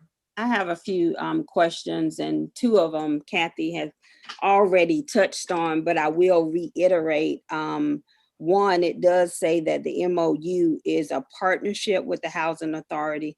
So of course, I agree that they should share in the cost if this is something that moves forward. The other thing is, it was my understanding that they are in the process of eliminating Wilson Apartments or you know, those residents, I believe, are going to be moved out. That has been my understanding. And it says this commitment is for 5 years. So are we building something in a space and spending $99,000, and then when Wilson Apartments goes away, we will have wasted that money when we could have continued to use the MiFis if we knew this transition was coming. So those are two of my concerns with it. One, if it's a true partnership, then definitely we should share in the cost. And the other thing is, I know that there are plans, or at least I thought there was, to have those residents out of Wilson Apartments. So I'm not sure about building something in that area if we know that's coming. So I definitely would like some more information on both of those. And definitely the cost sharing, I think, is a given. I think so as well. I guess I'm hearing this first time that they are planning on moving out Wilson residents. I don't know that for sure, but Okay. I mean, I am in real estate and I've sort of heard that here and there. So I Yes. would definitely check on that timeline. It didn't come up, but yes, that's an important thing to know. If they're going to do that, I would probably change my perspective. And thank you for bringing that to me, because that they didn't mention that in our conversations. So I think you might just want to specifically Verify. because, like I said, their entire housing portfolio is now a rental assistance demonstration portfolio. They have a strategic plan. I think it's 10 years to bring all of these units offline as traditional housing authority residences and changing the density greatly on every one of these areas. That I think they're actually compelled to do that. Now, I think that Chase was moved up on their timeline because of other things happening in that neighborhood. I don't think Wilson is, in the next 3 years, but to Kia's point, probably in the next 5. Either Canty or Wilson 1 is going to be coming down next. And the question is which one and when. right. A couple of things that I wanted to fill in though. Kathy, you had mentioned North Highlands. Of course, I'm aware that our problem of connectivity really covers houses, not just housing authority properties. It's entire neighborhoods. I have a limit though as to how far I can reach out. So why Wilson makes good sense from my perspective on a proof of concept is because it's right across the street from our school. Well, Whereas I would argue that point, Ron, but we don't know because we don't have the data. We need the data because if you go Wilson is across the street from the back of Fox off 35th Street. If you go across the street in front of Fox on 38th Street and go up Meritus and Oates, awful crime, awful poverty, awful gang activity, but in private residency, mostly in slumlord properties. Those kids don't have connectivity either. I can guarantee it. I don't dispute that. The challenge for taking on a residential area is that I don't have one property owner that will authorize me to install equipment versus the housing authority that does. Therein lies the rub. Therein lies the inherent exclusivity of this model to only one property owner and that property owner's residence. And that's problematic to me. I don't disagree with you on that. Again, I would say I'm talking about a proof of concept that it's my hope that we can demonstrate to others both an inexpensive cost and an easy solution that can be replicated at other points in our community.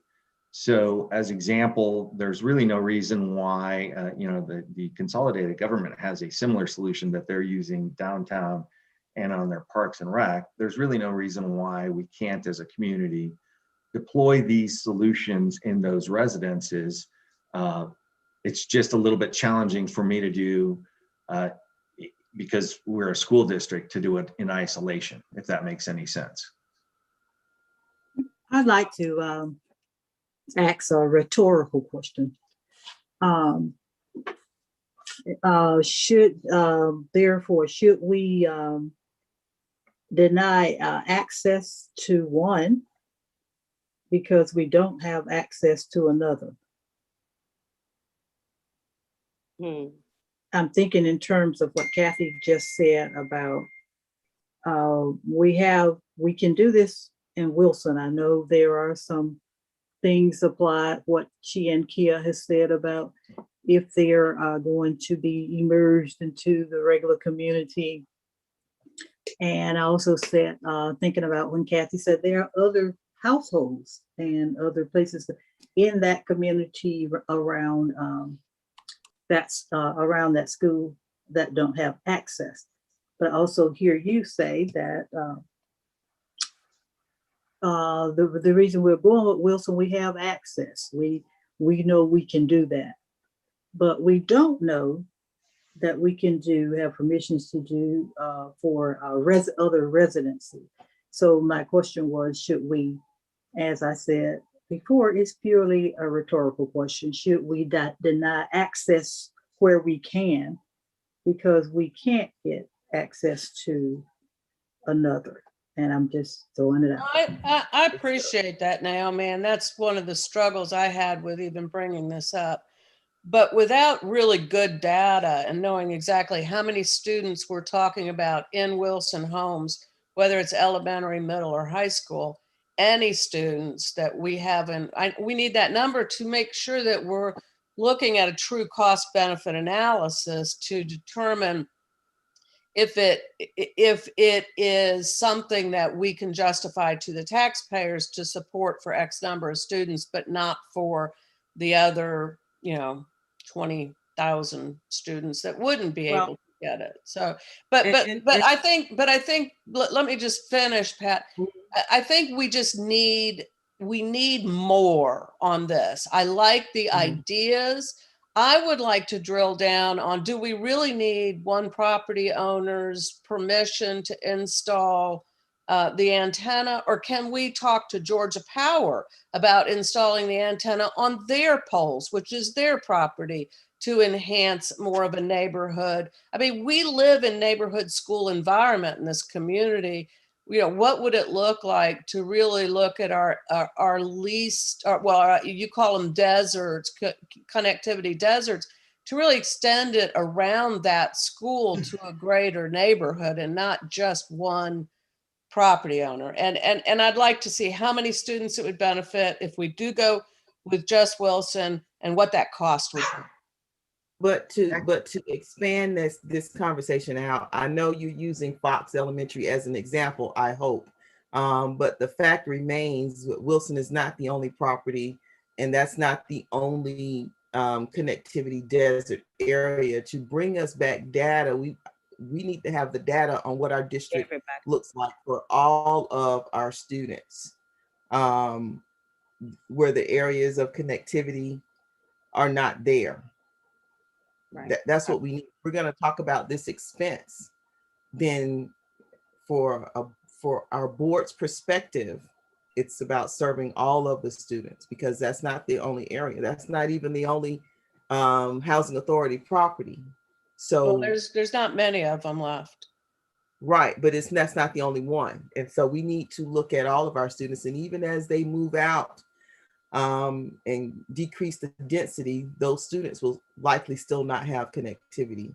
And so to Kathy's point about engaging other partners, other public utility partners or city government, whoever, where we can talk about cost sharing this equipment throughout these identified areas and look at it from that perspective instead of 100 and something kids.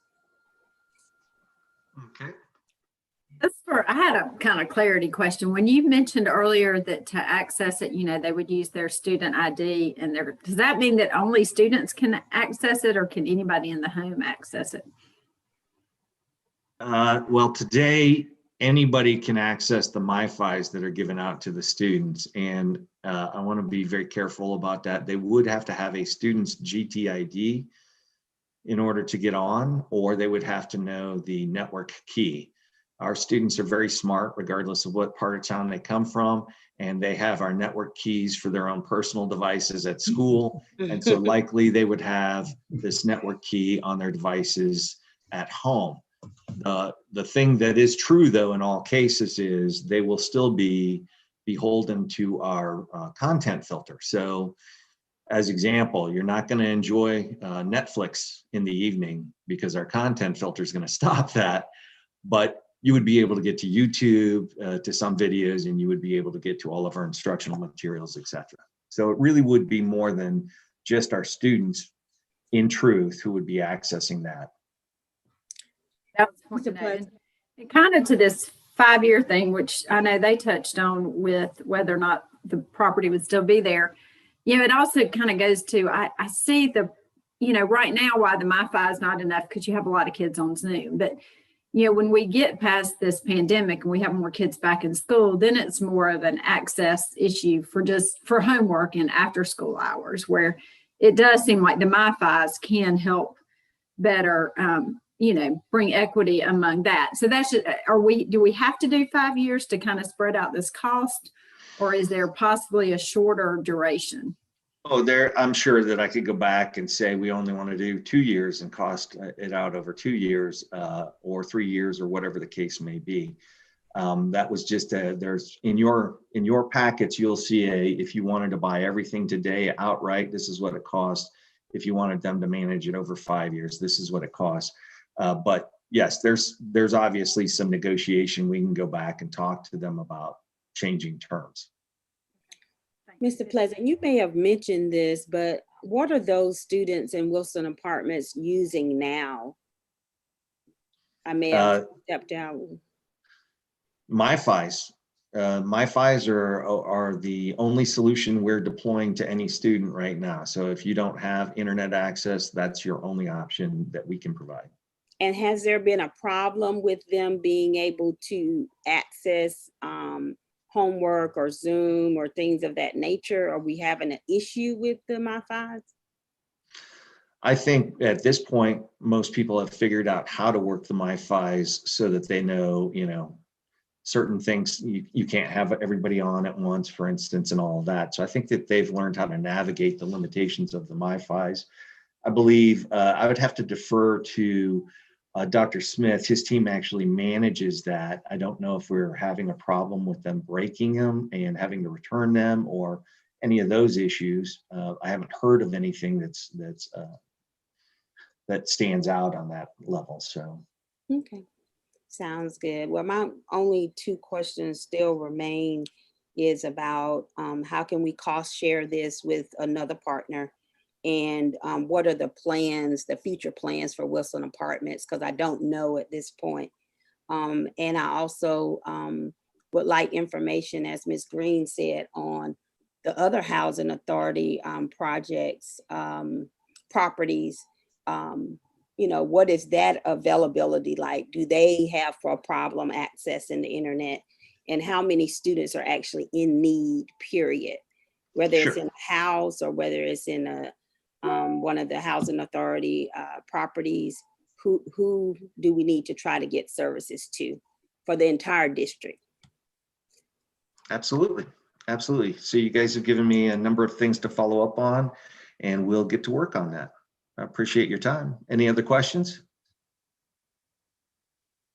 Well, I want to thank you for the questions and the rich conversation around an issue that definitely impacts our families here in Muskogee, and trying to work through and provide access for our students. So I do appreciate that. And we will certainly, again, this was not a formal proposal, it's just an idea. We're trying to get some additional insight, and you've certainly given that to us. So I appreciate that.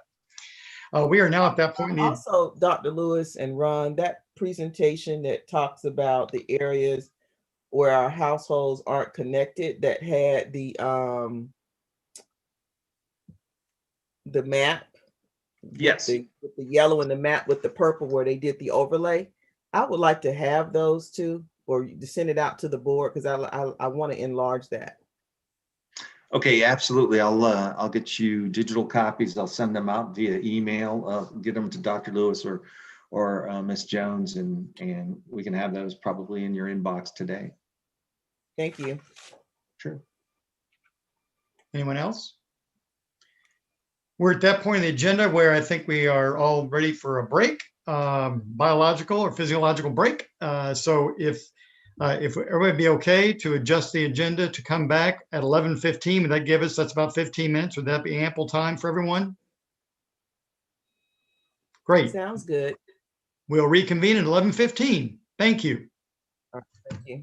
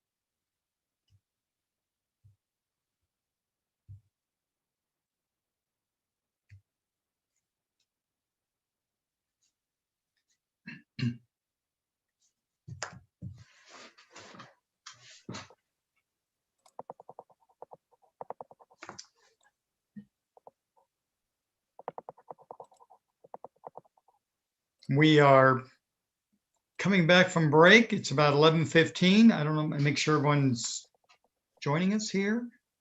Give us just a moment.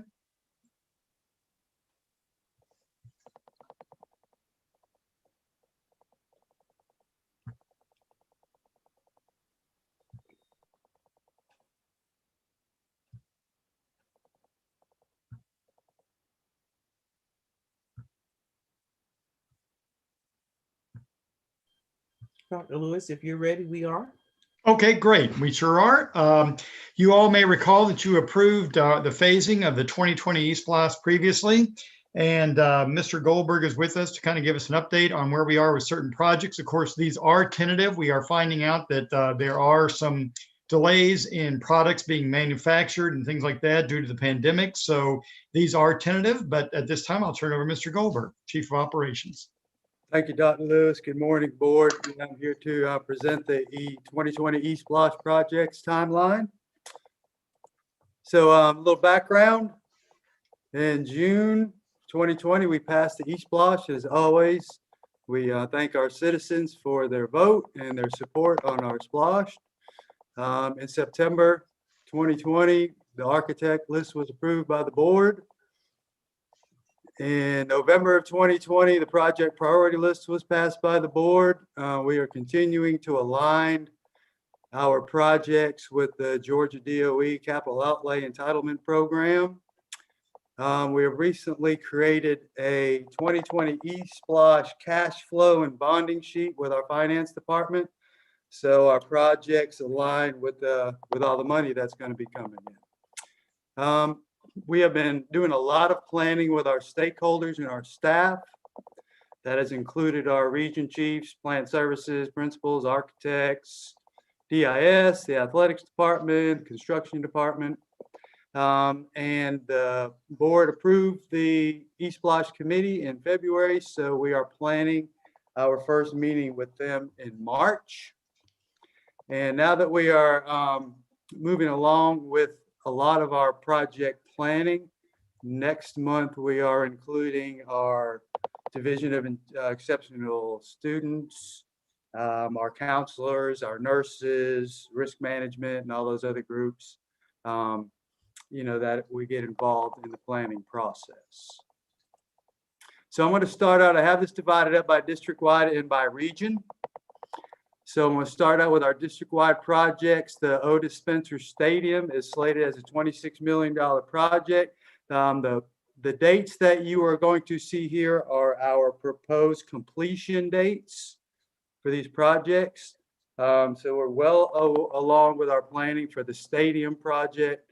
Hopefully in March, we're going to bring you some conceptual drawings and let you know what it's going to look like, and GMP as well. The Stephen T. Butler STEAM Center is a $2 million project. We are continuing to plan the facilities needs of that program and some of the programming needs as well. This is one of the brick and mortar projects that were named on the 2020 Splosh. At this time, we do not have a projected date for yet, but that'll be coming soon. So in the East region, the new elementary school, which is a $25 million project, we are deep into the planning of that. We have been meeting with the principals. We have been meeting with the architects. Right now, the surveys are being done on the property. So if everything goes as planned, we are anticipating an August 2023 opening of the new elementary school. The Matthews Elementary School 4-classroom addition is a $1.5 million project. We have met with principals and the architects, walked the buildings, and we are looking for the optimal location for those 4 classrooms and how they're going to be designed and built. So the proposed opening of that will be in January 2022. Kendrick High School project is a phase 2 project, so we haven't really started on that yet. The middle school athletic fields upgrades are underway. Well, they're not underway, but the planning is underway. And we are looking for August 21 completion date, East Columbus and Rothschild in the East District. Now I'm going to talk about top 5 renovations. Before I go into the renovation, I want to talk about how we came about the top 5 renovations in each region. And I want to say first that every school and every facility in Muskogee County School District is slated in the 2020 E-Splosh to have renovation projects, and there's money earmarked for every single facility. What we did was we had the region chiefs from each region look at all of their schools that they're in charge of and bring us a list of their top 7 is what we did. I had plant services region coordinators and Mr. Odom come up with their top 7. And we all got together and happily say we're all pretty much on the same page of what renovations were, the top 7 that we picked for each region. So then we spent a lot of time going over each project, each school, and we came up with a top 5 project for each region. So you can see there's a number after the top 5 renovations, and that is the order that we will start planning the renovation projects for each individual school. Obviously, with there being 60 facilities in Muskogee County, we can't renovate them all at one time. So we have to take this very systematically. And we also have to match up these renovation plans with the Department of Education's entitlement money and that plan as well. So top 5 renovations in the East: Lonnie Jackson, number 1, Rothschild Middle School, number 2, Forest Road, number 3, Georgetown Elementary, number 4, and Wesley Heights Elementary, number 5. In the Central Region, the weight room expansion projects, we have 3 of those, and they total $1 million. Mr. Battles, who I would like to say that I really appreciate Mr. Battles' participation in all of the athletic planning of all the athletic projects. He has been vital to us as far as his knowledge and his information about what we need. So we're looking at Carver and Columbus's weight room expansion projects to be finished October 2021. The Columbus High School exterior project is $1 million project. We anticipate that being complete by January 2022. The Baker Middle School is one of our other athletic field upgrades. Those are the top 3 that we picked, and Baker we anticipate as well August 2021 completion date. The Carver High School replacement track, as well as the Hardaway track you'll see on the next slide, they are underway. The Carver track is already, the top layer has already been peeled off, and we are working towards getting that project completed. So April 2021, we feel like that project will be completed. In the Central Region, the top 5 renovations: Key, Brewer, MLK, Gentian, and Eddy have become our top 5 in the Central Region. Now we'll go on to the West Region. The Veterans Middle School band room is a $500,000 project. We have already met with the principals and the band director. We have a preliminary drawing of what that expansion is going to look like. And we're moving on with that project as quickly as we can. And we anticipate a January 2023 completion date. I'm sorry, a January 2022 completion date on the Veterans Middle School band room expansion. The Georgian Vocational High School CTAE program, we are currently working right now on the grant portion of that, which is $3 million. And this piece of the project, this $3 million that comes from the 2020 E-Splosh is being paired up with the project that is ongoing right now. So we anticipate that to be completed in its entirety in January 2023. I talked a little bit about the Hardaway High School track replacement is currently being worked on, and April 2021 is our anticipated completion date on that. Hardaway High School's project is a phase 2 project, so we have not started working on that yet. The Arnold Modernization Project is also a phase 2 project, so we haven't started working on that yet.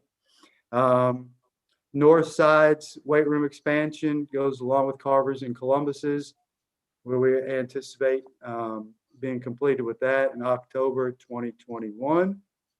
And in the West Region, the top 5 renovations, J.D. Davis, Winton, Double Churches Elementary, Allen, and River Road. So we feel like we have a really good plan to move forward. We feel like we have all the money lined up. There will be some things that we bring you in March at the board meeting to help us align the entitlement money with our applications that we made with the State Department in 2017, 2018, and 2019. Doing a little bit of realignment to make sure we are maximizing our dollars with the State Department. And so we feel like we're in pretty good shape. So right now I'll open up for questions and hopefully we can answer them.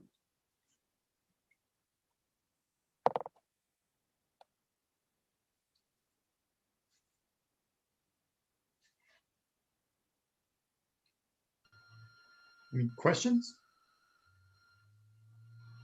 Have we done we haven't done the bonds yet, have we? The bond? No, we just put the RFP is going out for the bond, has gone out. So we're waiting for those responses to come in.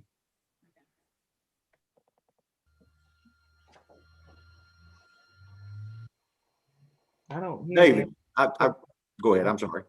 Go ahead, Mr. Cantrell. David, on the track at Carver, of course, I guess what's Carver, 10 years old now.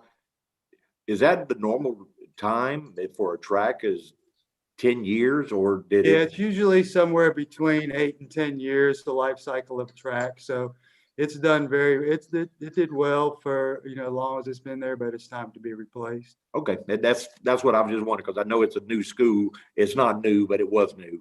And yeah, we tend to think about 10 years is all of a sudden it's still one of our new schools. That's right. Thank you, sir.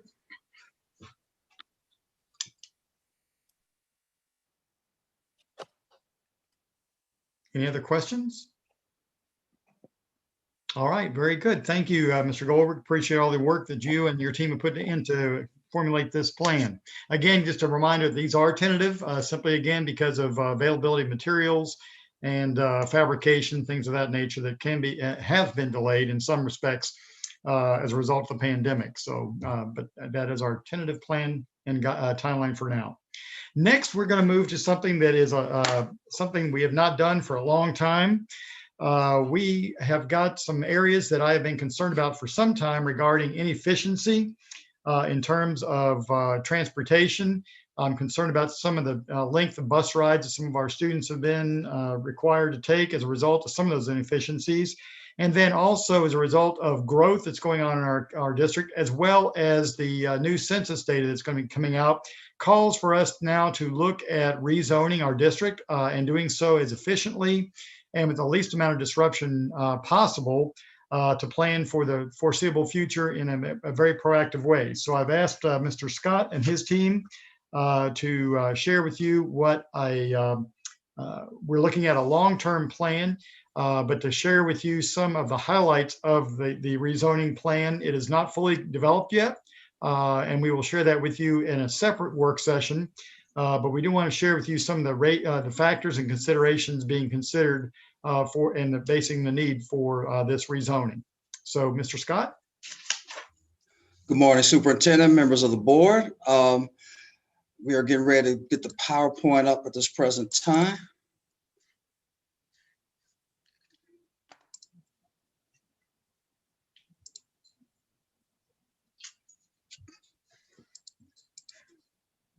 Okay, can everybody see it right up right now? Okay, just want to say my partner that's working on this with me with this presentation today, her name is Erica Grantham, the routing specialist for Muscogee County School District. As we all know, Columbus, Georgia continues to grow with new developments throughout our city. And also as the developments grow, Muscogee County School District will grow with students as well. So for our district to continue to do our vision and mission and vision, we must make sure that we are proactive in doing what we have to do to show our growth and make sure everything is proper for our students when it comes to our capacity. What we've done, we've come up with a zoning proposal that is inclusive. It's not just for one area, it is for the district as a whole. And I think this is very important for everybody to understand, because it's not just one area, but we are seeing a lot of growth in specific areas. But we got to understand this is going to affect everybody as a whole in district. Like I stated, the areas of residency are dealing with growth with the new developments, our route efficiencies. Some of us probably already know that there's a lot of inefficiencies dealing with our routes.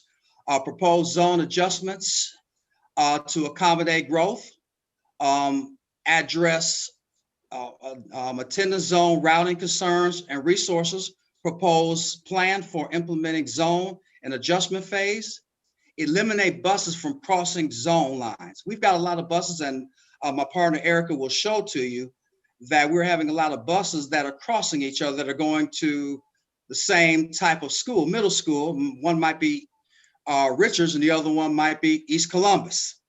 We've got to stop that. There's no need for all that. Improve current inefficiencies for our bus routes. Reduce ride times for students. We've got some routes from talking to transportation that have over 45-minute ride times for our students, and that's really not acceptable.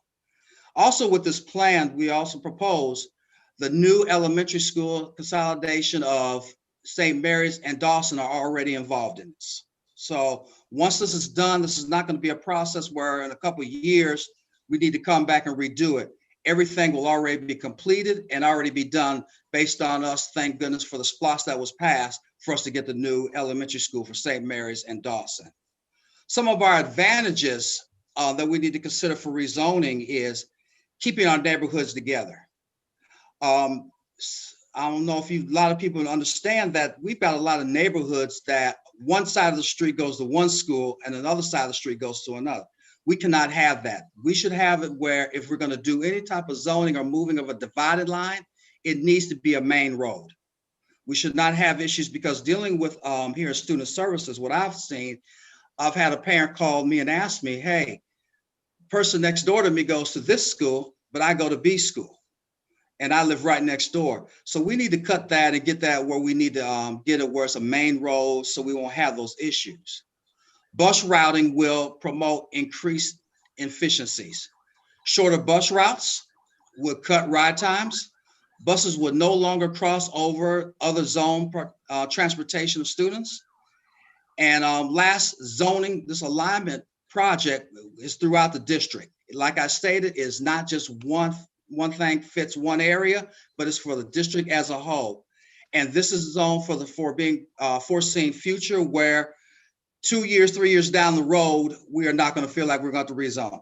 We're doing this for a long period of time for our kids that are going to have kids, so we can be prepared for this. So that's what we're having, and that's what we're looking at doing for Muskogee County School District. I think we've got a great plan in place that you all will be able to see as soon as we finish it. My team has met with Dr. Lewis, the zone chiefs, and also with Mr. Goldberg to go over this plan and to see what we can do. And we think we have something that is very favorable for Muskogee County. Once again, with the growth of Muskogee County School District and Columbus, Georgia, we just want to be proactive and have everything ready for our students and our capacity of our schools. So at this present time, go ahead and have Erica Grantham talk about our areas of growth. Hello there, everyone. I'm Erica.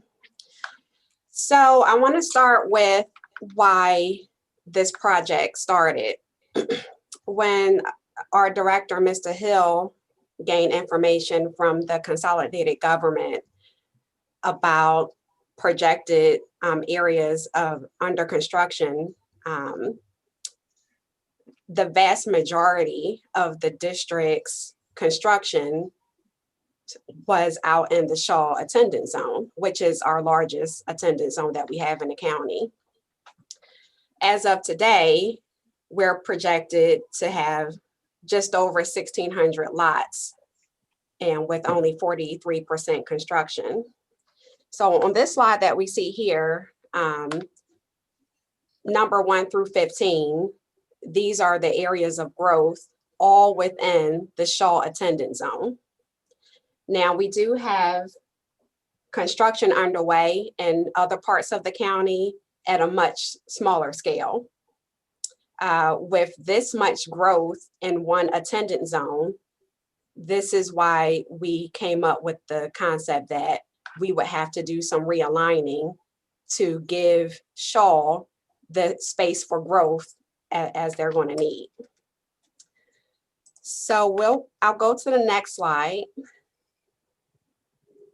This is a screenshot of the Shaw attendance zone.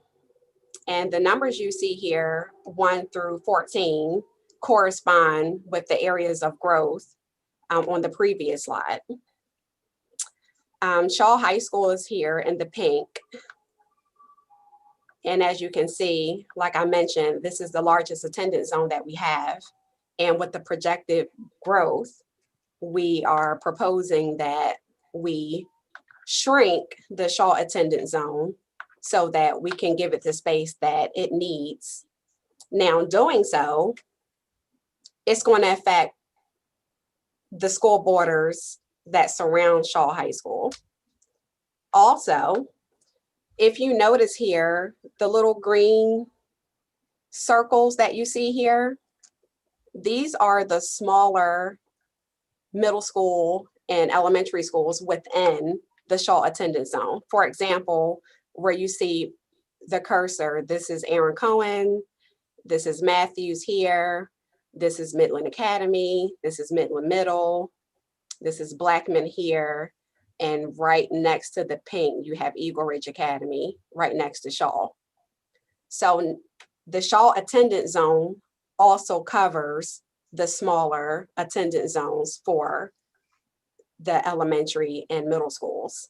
So with Shaw attendance zones having to change, it's going to change the attendance zones of the schools that the Shaw attendance zone covers, as well as the bordering attendance zones for the other schools. So it's all inclusive, like Mr. Hill mentioned, it's going to go from the top all the way to the bottom with the adjustments.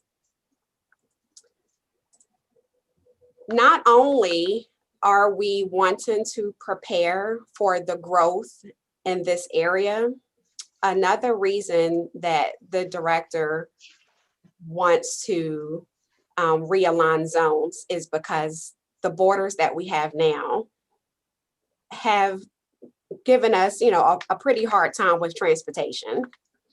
So I'm going to show you an example of one of the problem areas that we have.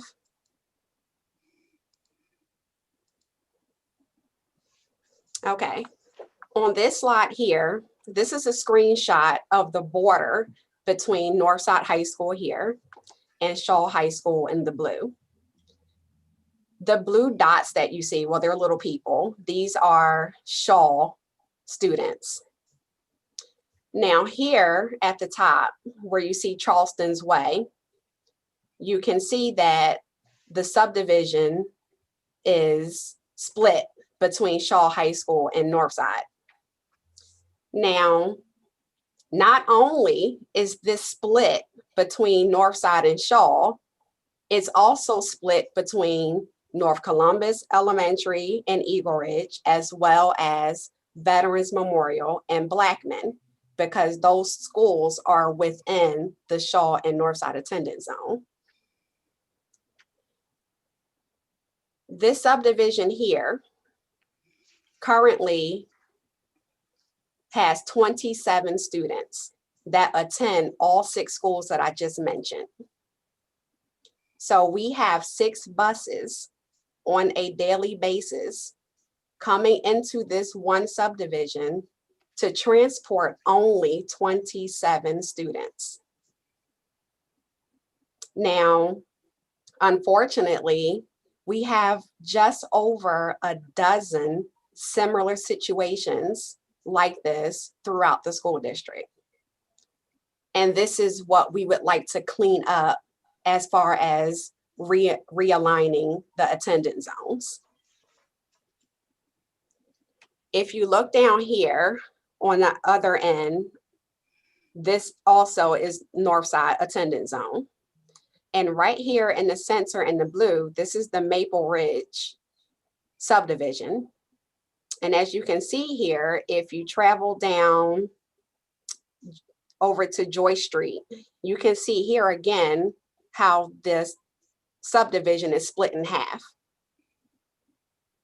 So again, there are several situations like this that we would like to clean up because it's pretty much wasting our resources.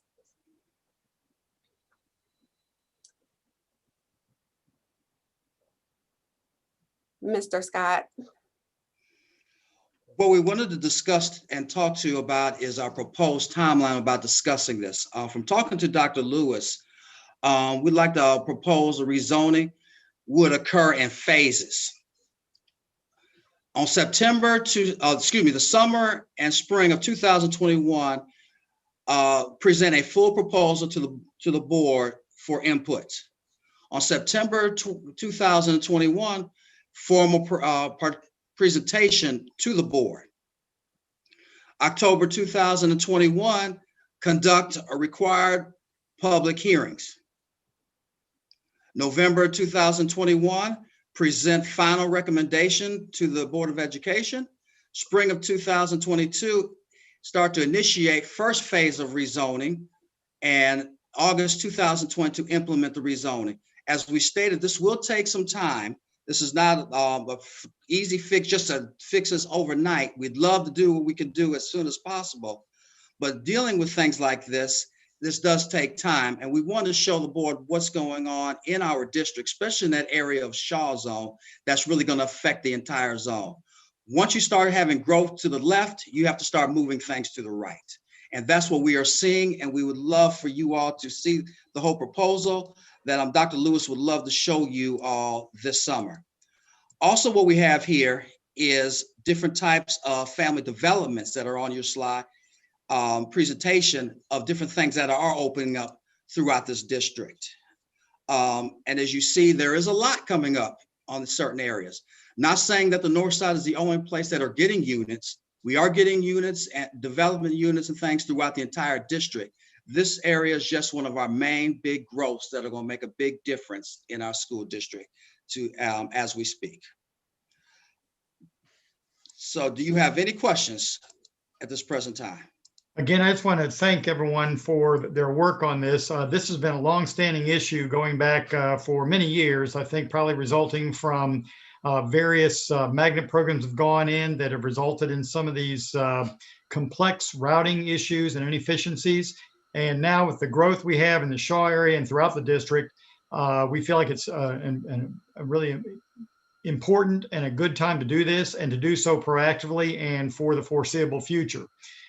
In all, we think that we're talking about probably about less than 1,000 students being directly impacted overall, to give you some idea of the scope.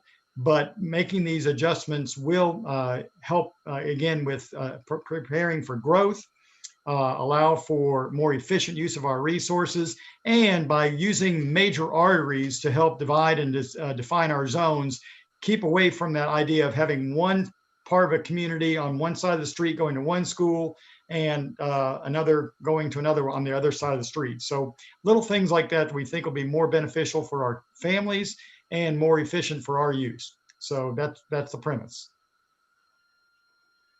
Okay, thank you, Dr. Lewis. We definitely need to have this presentation in person.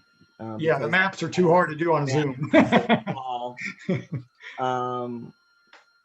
And so we'll look forward to in-person presentation at some point, so that we can have questions, more specific questions, and to approach it district-wide is absolutely the way to go, because you can't change one school zone, not impact all other schools, every other school in our district. So thank you very much. Where would the kids mostly be going to? If you said 1,000 children, where would they, are they going to Shaw, or would they? Well, again, the 1,000 is district-wide. By what we're thinking about on the initial rezoning plan that is not yet finalized, as I shared. But at this point, it looks like roughly a little less than 1,000 students will be impacted from where they're going to school right now or zoned to go to school. But it'll be throughout the district. There'll be the vast majority up in that Shaw zone. but there are other small pockets around that, again, for example, we do have some areas where kids are driving by a middle school that they could otherwise just attend by walking to the school, but because of the way the zone has been drawn over the years, going back as much as 10 years ago, 15 years ago. Okay, it's like I said, look at a lot of that looks like it's in District 6 here, which is my district, and would affect several of the families in this district here. And this is not this again. This is just one example. This is not an all-inclusive. There are. That's why we're talking about a full district rezoning. This is just showing you an example of the area in the Shaw area that's both experiencing growth and also some of the efficiencies involved in inefficiencies, I should say, based on our current plan that needs to be revised. Okay. Thank you, sir. Just an example, one example. Mm-hmm. All right. Other questions or comments regarding that? Okay, hearing none, then we'll move on. As you know, the board directed the creation of a MCSD police department that has been in place now for some time. So it's time for an update on that and share with you some of the things that our school district police department is doing in terms of recruiting, hiring, procedural matters, and how our officers are acting differently than you would see normally performed by law enforcement officers in other out on the street and so on, how they're working to try and develop relationships with students and become an integral part of our school system. So with that, I'll turn it over to Chief Arp for his presentation. Thank you, Dr. Lewis. Board, thank you for allowing me the opportunity to speak with you this morning. Can everybody see my screen?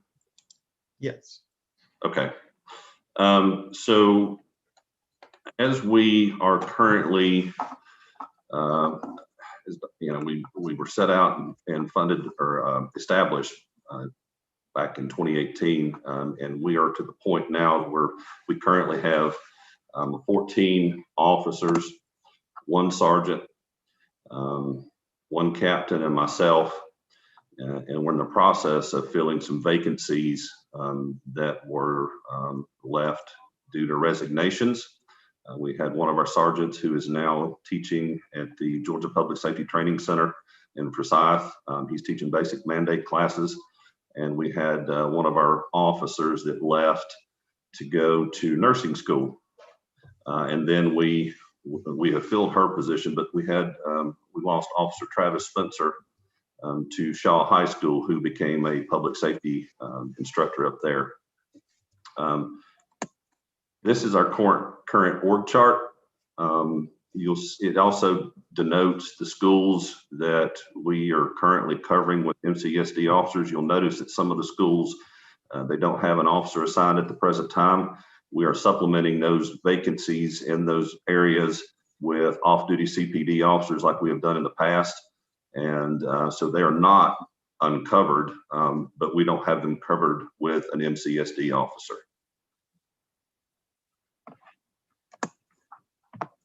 Let's talk about our hiring requirements for a minute, because I know some people have asked questions on what we do in regards to the thoroughness of the investigations that we conduct into the background of our applicants and our minimum requirements that we set out for hire.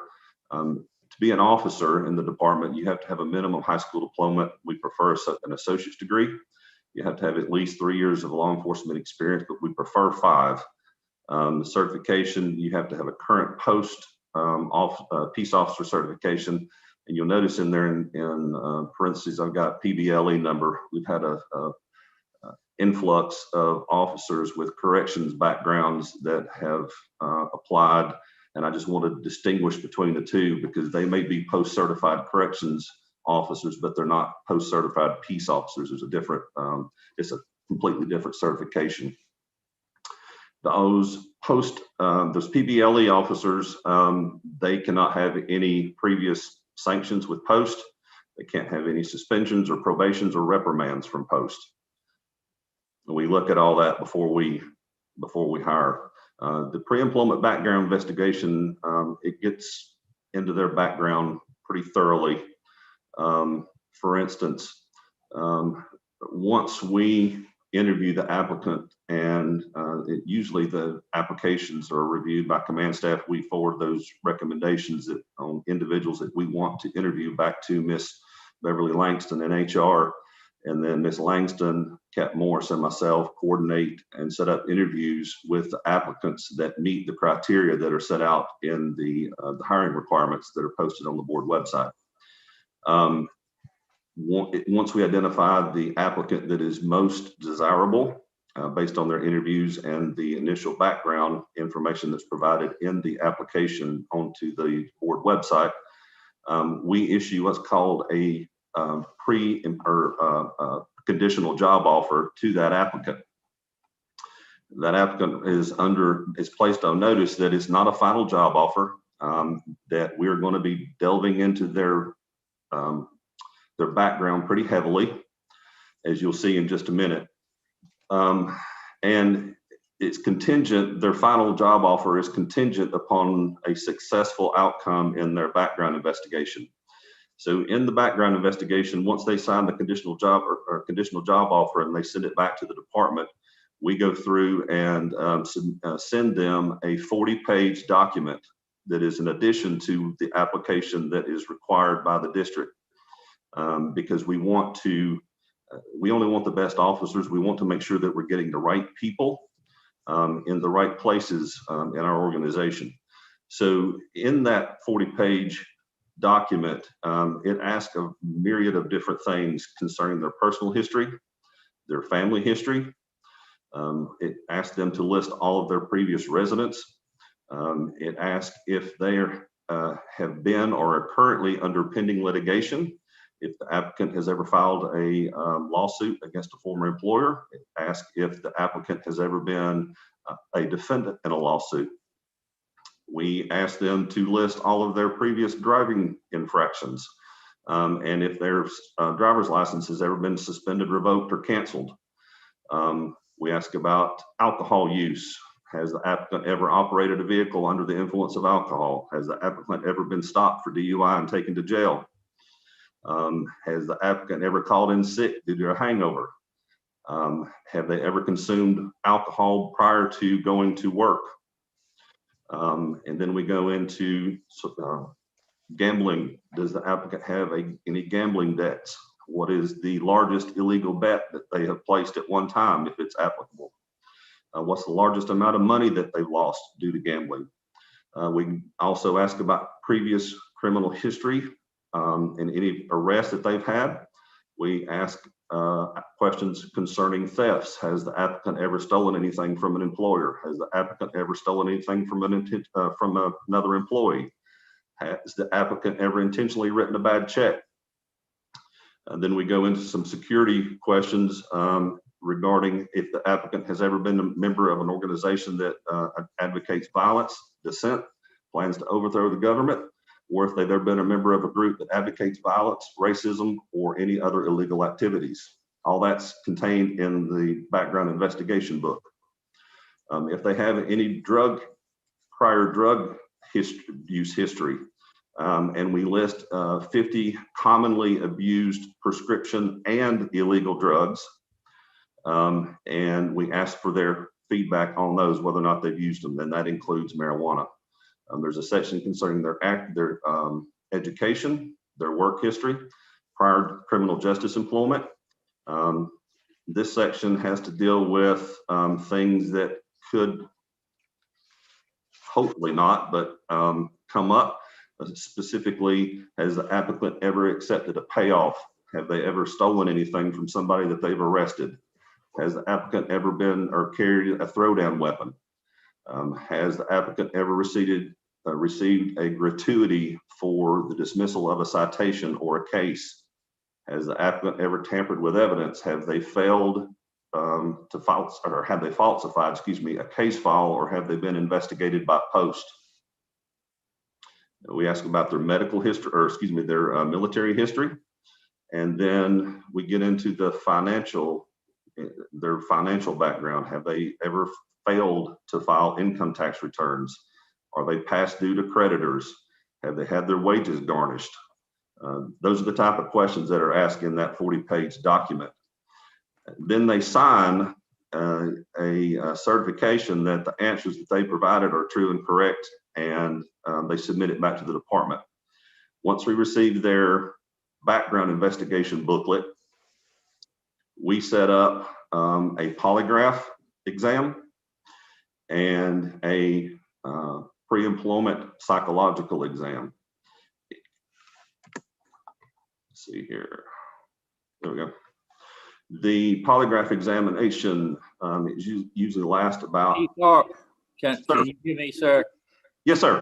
Tell me about the psychological examination. I'm interested to know who does those and how serious they are about how seriously they take the job that you've given them to do.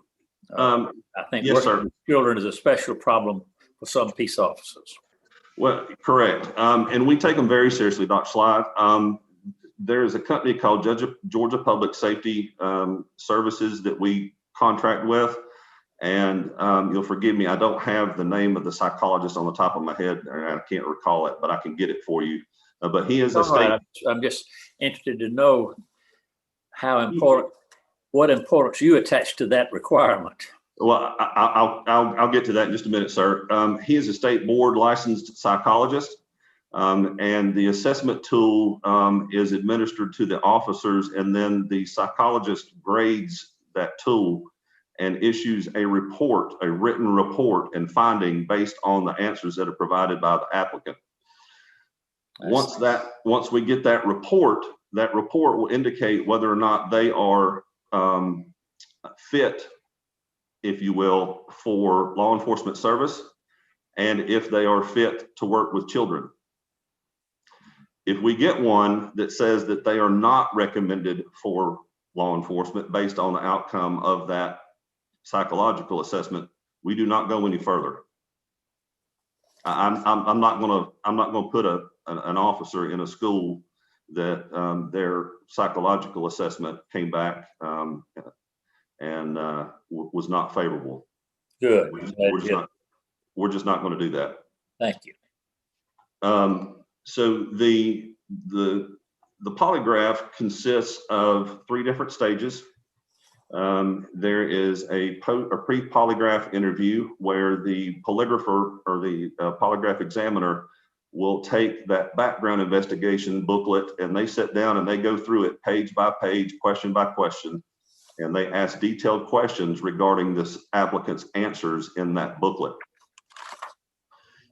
That usually takes, and then they do the psychological or the polygraph test itself based on the pre-polygraph interview, and then the answers that are contained in the book.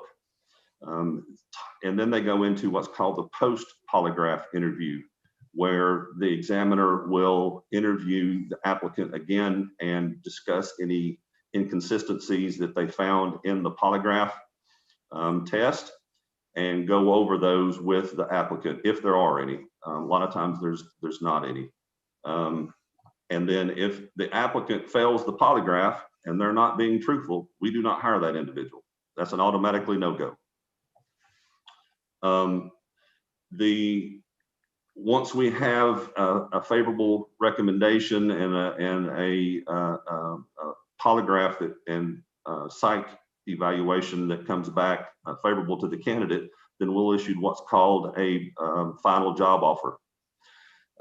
In that final job offer, the applicants basically put on notice that we're about to begin the hiring stage and that they're going to be on probation, a provisional probationary period for 12 months upon their hire.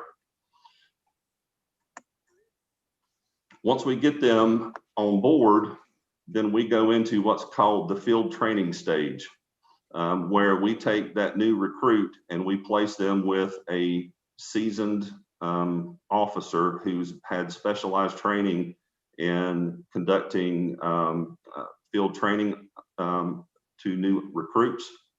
It's a certification that's given by the Georgia Peace Officer Standard and Training Council, and it's a 40-hour course that those officers have to go through before we'll pair them up with the new officer. And in that, they'll go and they'll work for 6 weeks. We had it at 4 weeks, but Cap Morris and I talked about it, and we felt like that wasn't really enough time. So we increased it to 6 weeks, where we can have those recruits working with these veteran officers and in the field. During that time, those officers are graded and evaluated, and a written report is submitted back to the command staff regarding their work.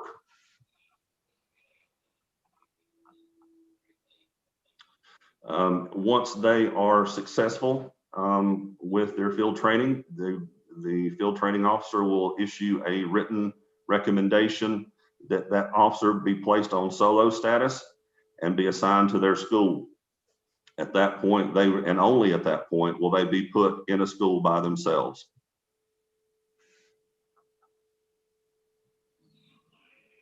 And these officers, they operate, it's different from a normal police officer, because we've got these young men and women working with these kids, and we want you and the public to understand that they work under the triad method or concept of policing.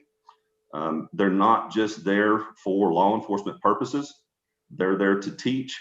They're there to be an informal counselor to these young men and women in the schools.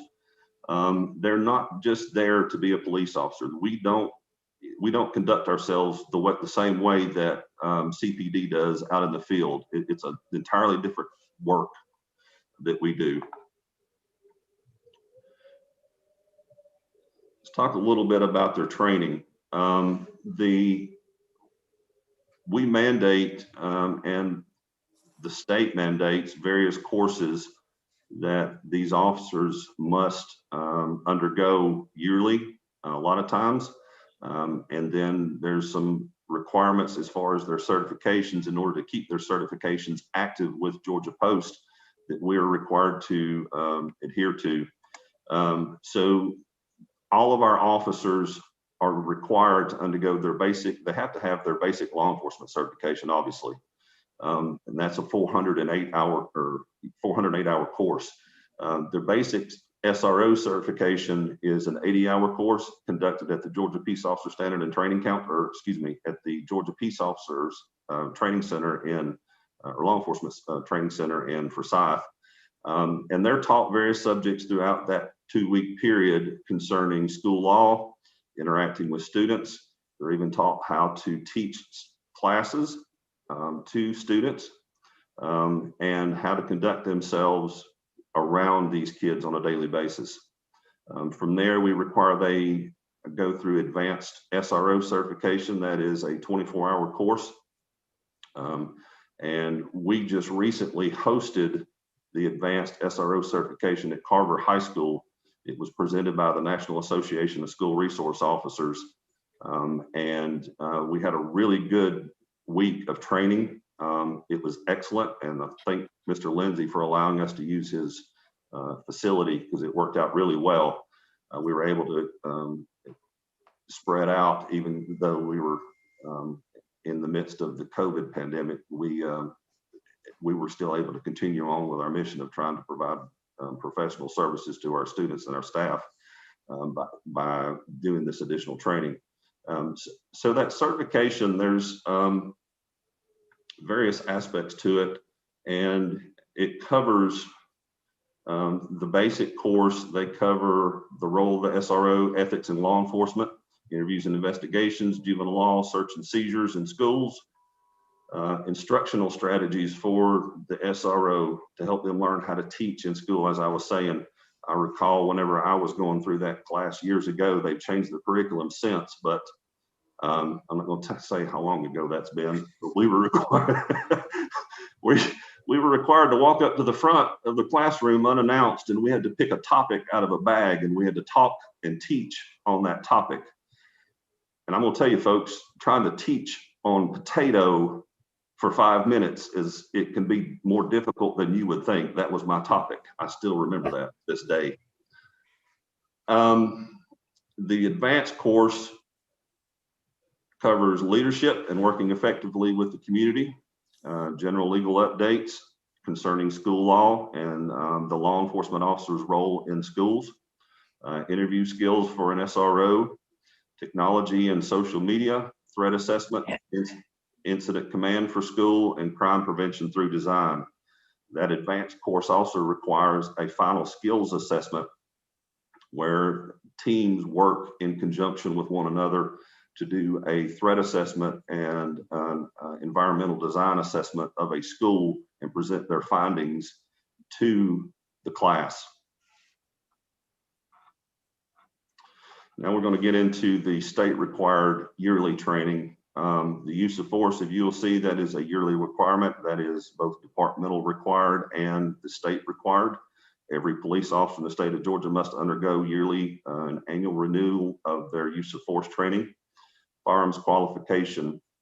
The state requires us to recertify and requalify every year at least once. We require an additional requalification, and typically we try to incorporate a what's called a FAT simulator or a video shooting simulator on use of force. We undergo yearly legal updates training provided through the department. And alert, this is advanced law enforcement rapid response training. That is a free course that is put on by the University of Texas.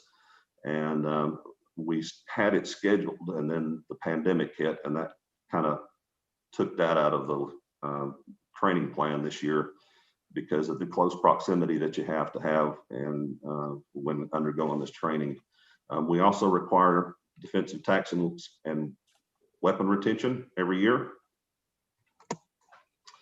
And this is a continuation of the training that the officers are required. We do first aid and CPR, stop the bleed, Narcan. All the officers are taught by the Columbus Fire Department on the sides of opioid overdose and how to administer the reversal drug in the event that we ever come upon somebody that needs that. They undergo securities and awareness training, adolescent mental health training. This is a 16-hour course that was provided by the National School Resource Officers Association in conjunction with the advanced SRO course to fill out that week. And it covered understanding adolescent development, adolescent mental health conditions and treatment, and resources on trauma, crisis intervention and de-escalation, which is vitally important in our role, the family experience and how to connect families with resources in the community for services. We also do a yearly gang update, and we require all of our officers to be certified in crisis intervention training. And basically that is another de-escalation course that the officers will, they'll actually, once the classroom portion is complete, they go into a application phase where the instructors bring in actors that act out different scenarios in an effort to immerse those officers in situations where they're having to use what was taught in the class and de-escalate someone who is having a mental health crisis and learn how to talk them down, if you will. The governor's initiative courses are required also by the state. That began a couple of years ago when as you are aware, we had a lot of incidents in law enforcement that came to light that were not real favorable, and some things that we as a profession do not subscribe to or adhere to, that we certainly don't in our department. But the state said that, you know what, we're going to require some additional training so that we make sure that this is covered every year and there's no gaps. So we have to yearly undergo de-escalation training through the state, cultural awareness, police legitimacy and procedural justice, and building positive community relations. That's required every year in addition to their 20 hours of mandated training. So we've got some courses that we set up with our MCSD staff that on managing challenging behaviors, check and connect, the mentoring program, and check in and check out. And we had those scheduled. And then, as we're all aware, COVID hit, and we wound up having to put those on hold for the time being. We're still planning on completing that training as soon as we can get to a point to where we can get everybody together, back together rather, and do that in a safe manner. And this is what I was discussing earlier. The officers serve as the triad method. Those teachers, the informal counselors, and the law enforcement officers. Teachers, they do guest speaking in classrooms. They teach students about law and drug use, alcohol use, and among other topics. And then they provide special presentations to staff regarding physical safety and building safety. And they've been asked some to teach on, to conduct special presentations to parents, rather. They act as an informal counselor. This does not mean that they do this for, this is not their primary job, but when a kid comes up and they want to talk, they are open to listening to them and to hearing them out, and then to putting them in touch with the resources that best fit their situation. They work hand in hand with our school's counselors and social workers. They often act as a role model to our students and a trustworthy mentor, and they work with kids beyond the schools. We are often out with our social workers doing welfare checks on our kids. We conduct welfare checks when requested by a school social worker, and we actually physically go to the house with that individual to make sure that these kids are okay if something comes up that they need to address.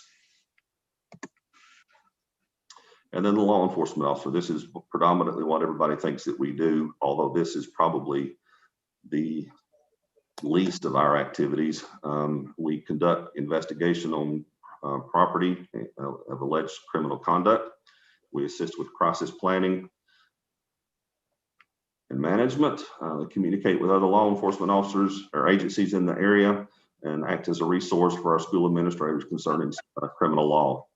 And then they also assist with the security of all district properties. We answer security-related calls for all of our district properties, to include burglar alarms calls, fire alarm calls.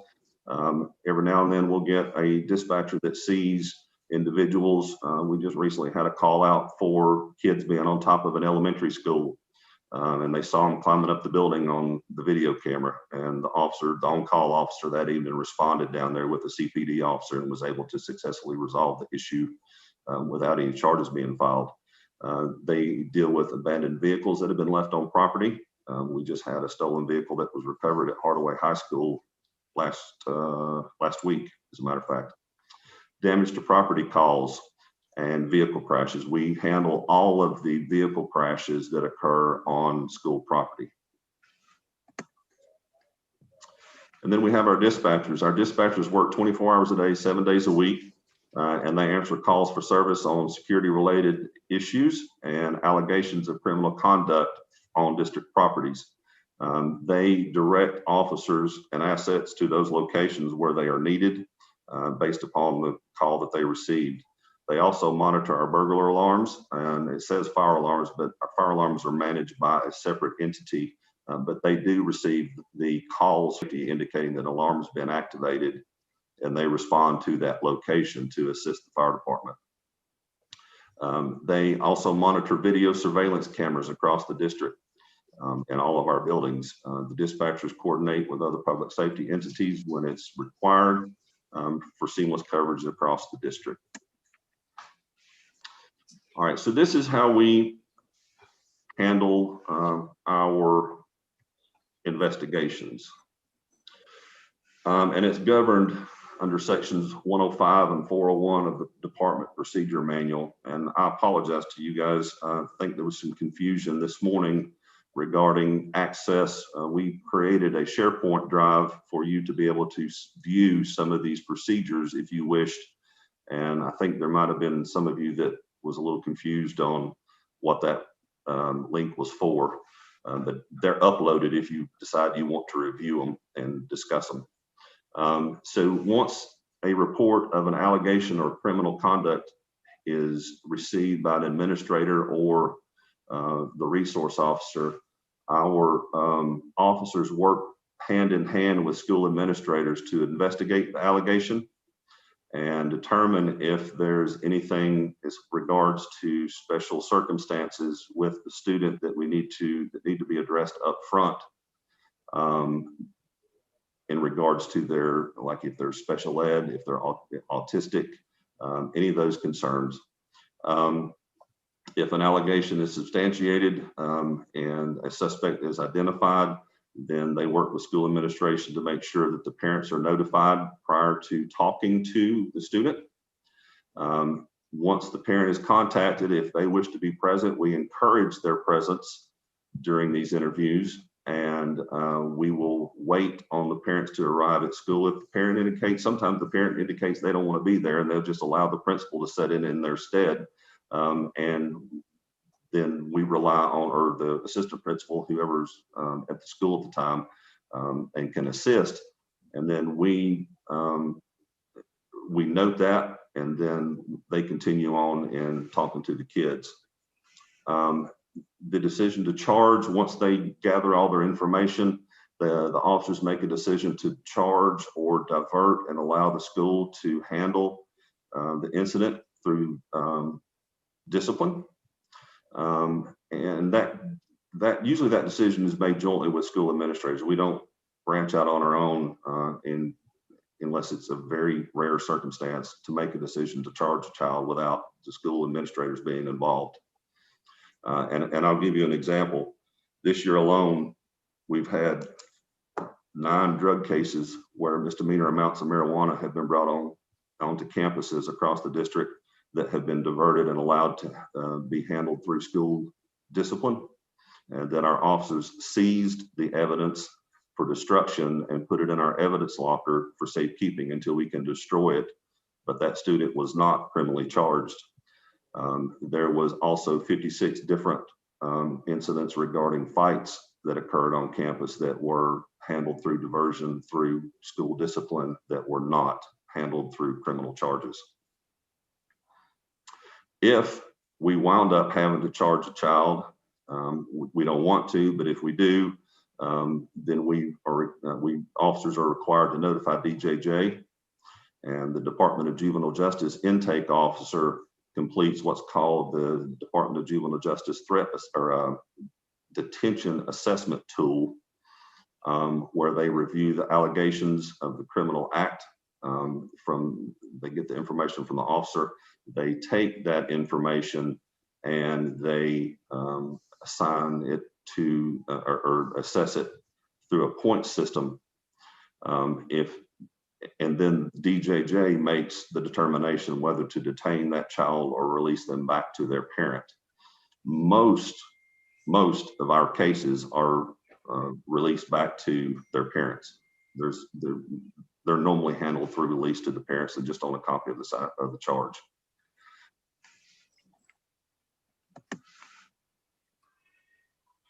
All right, so here we get into a little bit about our procedure manual.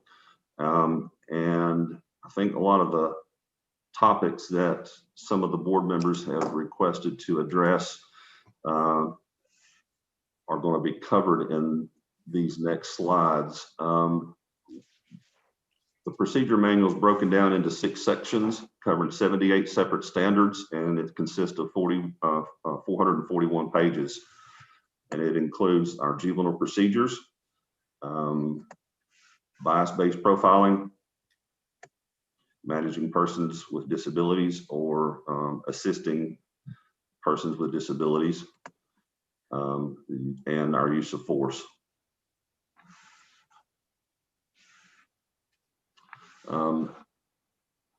It also covers searches and seizures. In the procedure manual, procedure 401.00, it pertains to our investigative contacts, interviews, interrogations, and arrests and seizures, searches and seizures. And it's broken down into 12 different sections in that particular policy on how the officers conduct themselves while conducting investigations. And those, as I said, they're available in that SharePoint drive rather than me talking at length about them if you want to review them. But basically, our officers are given a set of standards which we expect them to adhere to. And then there's a section in there, a sentence in there that where we strongly encourage all of our officers to find alternative methods to for diversion or some other method of handling the case, resolving the issue, as opposed to criminally charging them.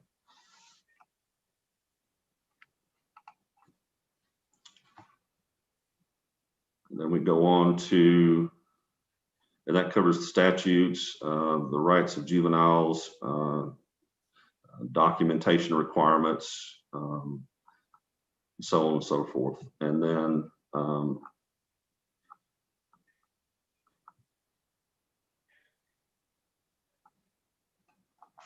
go into searches and how to conduct searches if we have to, who is responsible for conducting searches. And it's applicable based on case law that has been handed down, specifically New Jersey versus TLO, and that which basically informs everyone that it's the school administration can pretty much search as with under reasonable suspension, whereas an officer has to have, they still have to have probable cause. We don't just go around searching kids unless it's absolutely necessary. Then they go into the juvenile detention and contact with adult offenders. And there's a section regarding juvenile court hearings and the required attendance. As I said, reporting requirements, child abuse protocols, to name a few in that particular procedure. And then you go on to and 4.25, that's the procedure regarding bias-based profiling and its prohibitions. And the purpose of it is to have a common set of traits to establish a pattern for officers in their conduct. It's in order to not create a situation where an officer is using information and it winds up being an incident where there's a bias or some underlying issue that could possibly pop up. We do not profile. We do not we use generally acceptable law enforcement practices, and we don't profile kids. And then section 4.28 is supporting individuals with disability. And the legal framework, the training, you know, as I said, we are all required to have CIT training. And then it goes into section 428.04 is the definitions.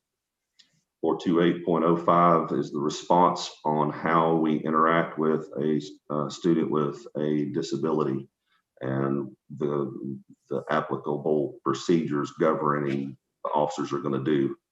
I'm just going to get into this a little bit because it's a little bit different, and I want to share this with you. The officers are encouraged, and there's a specific case law that is on point. It's CB versus City of Sonoma. Came out of the Ninth Circuit, and it basically requires that the officers obtain all relevant information about these students prior to their, or once upon their arrival from the school administrators, so that there is no ambiguity or there's no question about what they're walking into. And we go on and explain, based on that court decision, what they should ask. Does the child in crisis have a 504 plan or an IEP? Does the student have a medical diagnosis? And this is important for the AMA protected the HIPAA requirements, and how we're going to conduct ourselves. Is the student in crisis related to a medical, behavioral, intellectual, communication, or other disability? Is the school-based crisis intervention team assisting the student? We don't want to walk in when some of our PES employees have a student in a therapeutic hold and they're dealing with somebody and basically interfere. We want them to do their job. We're there as a resource, but we're not going to come in and take over up until the point that they request it. We'll stand by. We'll assist if they ask, but if there's trained personnel on site that are dealing with the students, then we're not just going to come in and run in the middle of them and take over. Is the student able to talk? What's the student's name? Does the student carry any ID or a picture board? These are all questions, again, that their officers should be asking the administration. Is the student wearing an RF transmitter? Do they have any attraction or location where they may go? This is important because we have a lot of kids that like to elope, that our officers will respond with school staff and help try to get the student back on campus. Or are there any topics or any physical things that might help the student calm down, like a teddy bear, or do they have a notebook or a book that they carry around with them? It's just something that could help calm the student down. Does the student have or carry around his favorite object? Is the student likely to engage in self-injurious behavior? And most importantly, is the student hypotonic? We want to know that, because if the student is hypotonic, meaning they don't have a lot of muscle tone, we do not want to prone that student out for the risk of potential asphyxia. So those are all the things that are going through these officers' minds and the questions that they're asking when they get on scene. Section 503 goes into the use of force and the requirements for the use of force and de-escalation. And then we get into the section regarding searches and seizures. We've also uploaded a slide or the policy procedure in there regarding investigations. Current programs that our officers are participating in. We have 13 officers that are currently participating in the Real Dads Read program. We've partnered with other law enforcement agencies in Muskogee County and a nonprofit organization that provides free books for all of these officers to hand out to our students to promote literacy and reading. It has been hugely successful. These children actually seek out these officers whenever they park their car, because on the side of the car there is a magnetic emblem that each officer has on their vehicle, indicating that they have free books in that car. You would be amazed at the kids that will come up to these officers at athletic events, or if they stop at school bus stops. And talk to the kids, and they'll ask for books. In that picture on the bottom is Officer Dominique Williams. He has taken this to heart. This is kind of his baby. He is the unofficial spearhead for the department in this initiative, and he is a Trojan workhorse when it comes to handing out these books and reading to our kids. I'll give an example to you. I walked up one day to our office and I heard him talking, and I thought he was on the cell phone, and I turned around and looked, and I noticed that his laptop was on his the top of his vehicle. The first thing that thought popped into my head was he's having an issue and he's upset about something. And then I started listening to him, and I noticed that in front of his chest, he had a book that he had turned around and was facing the screen. And I wish I had gotten the chance to take a photograph of it. He was actually reading virtually to a kindergarten class in our parking lot. So that's the type of things that these officers do on a daily basis.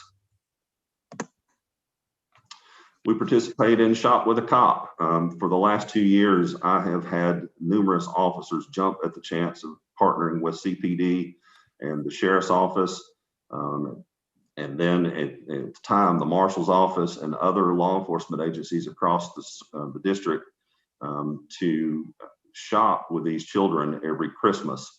They will all tell you it is a blessing.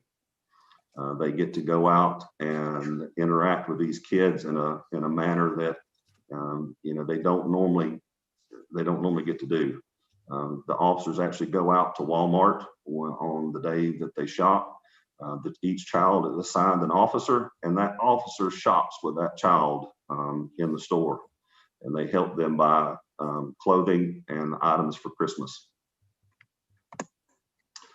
Some of the district initiatives that we manage in the department are the Centegix program, the Safe School Alerts, and the Raptor system.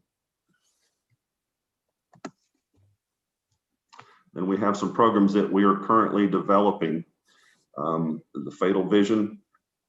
This is a series or a set of goggles that the students wear when we present this program in the classroom, and it simulates the effects of alcohol and drug use on the human body. And it's done through a series of prisms that are in these glasses. And if you've never worn them, it is extremely difficult to do normal tasks like walking, catching a tennis ball. As you'll see in the picture, there's a golf cart. Just doing normal mundane things that we take for granted, when you put those goggles on, they are increasingly difficult, and it shows the kids based on each set of goggles simulates a certain alcohol level in your body. And there's the programs designed around that. We're currently trying to implement the PASS program and develop it. This is specifically geared toward PTA groups and providing information and topics to PTA groups when requested to help raise awareness and safety in the district. And then the Run, Walk, Roll with a Cop. That is in the infancy stages of development, but in essence, it will be a day that we all get to go out to an area like Connect. And we have just a fun-filled day of activities, and the officers, both our officers, we're going to ask CPD's help and assistance, as well as the Sheriff's Office and anybody else that wants to participate, where we'll do various things with the kids, and if they walk so many laps and along with the officer, then they'll be provided a t-shirt. We'll have games and food and get a fun day.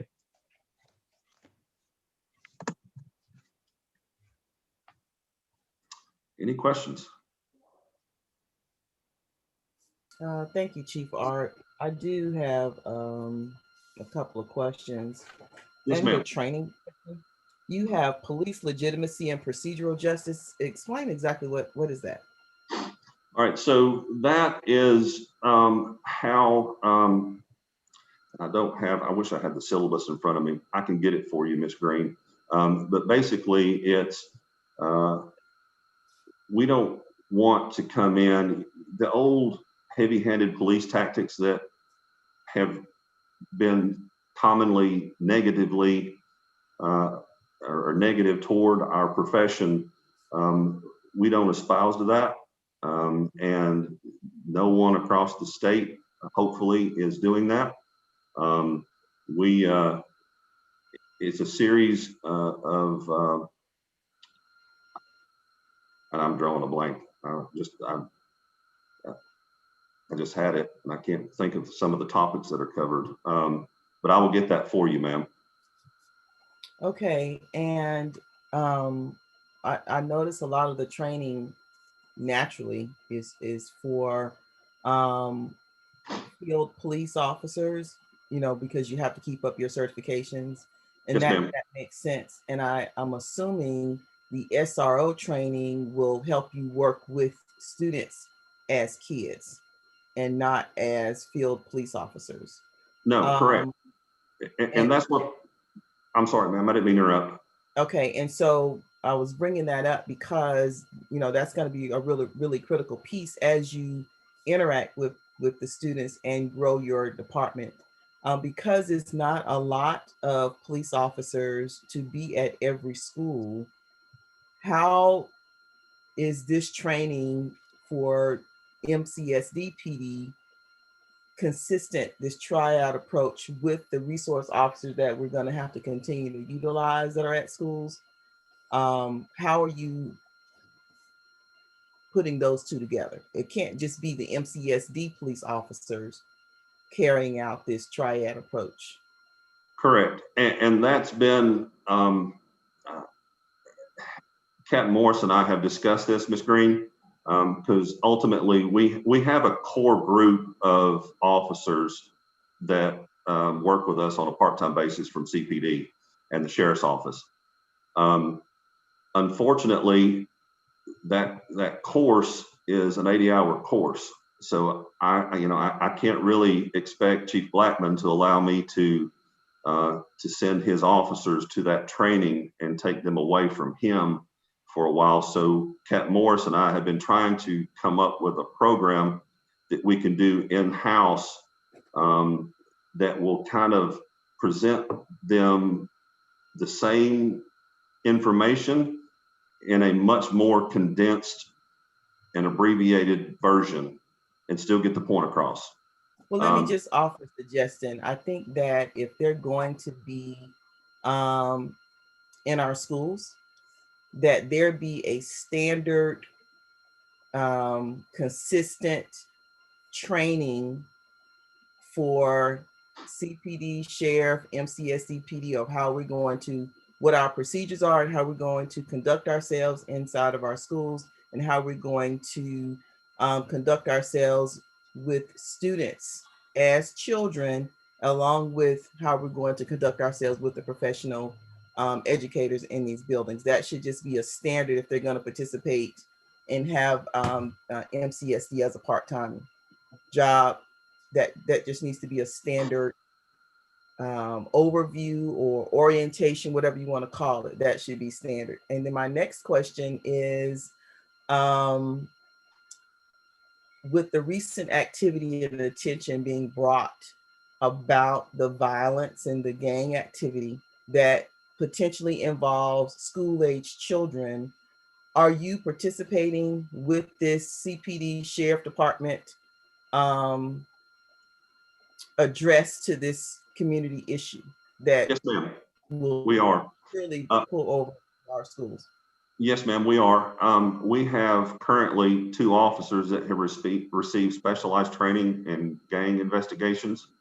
And then they were, up until the point that they stopped meeting due to COVID, attending these monthly informational sessions with CPD and the Sheriff's Office personnel where information was relayed back and forth.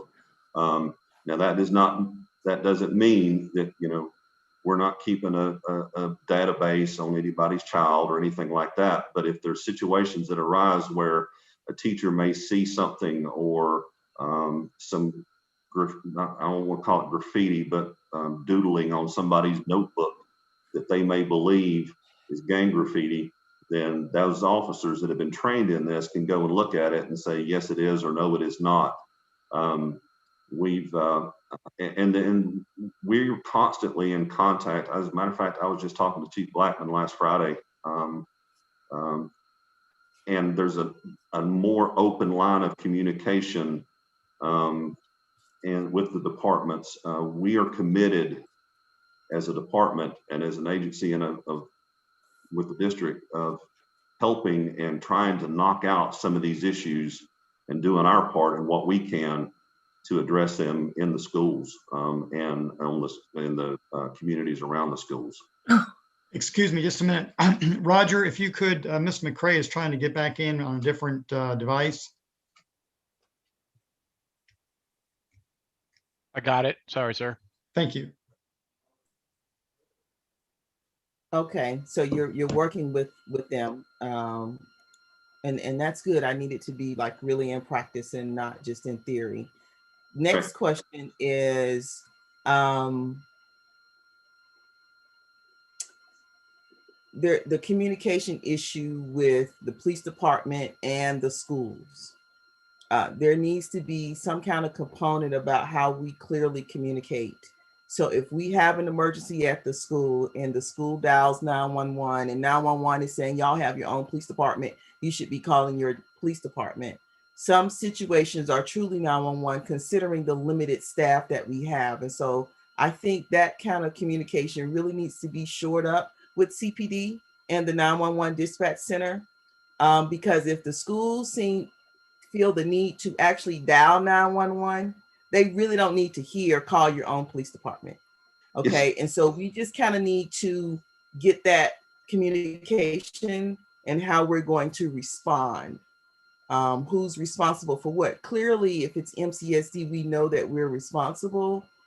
However, unless we're going to create an alternate three-digit emergency number for MCSD PD dispatch, we need to let MCSD dispatch call CPD, whatever that is, develop it, I guess is my point. So that we can have a clearer line of, what was that? To your point, two things. One, I think what you just mentioned is critical because I think we had a student locked into the Kinnett Stadium for like 2 hours after a game or practice last week, and they called 911. Somebody called 911. 2 hours later, they called 911 again, and apparently one of our officers responded at that point, and that's really kind of unacceptable. And second, when I live in the historic district, and when I call 911 here, anybody calls 911 down here, we have to start the conversation out with, do I have Phoenix City or Columbus? Because a lot of times, 9 times out of 10, it goes over to Phoenix City. And if you just say, transfer me to Columbus, they transfer me to the Columbus 911. Seems like our 911 could transfer, just like they do that, into the MCSD dispatch. So yes, that needs to be connected. That we have to get that communication definitive.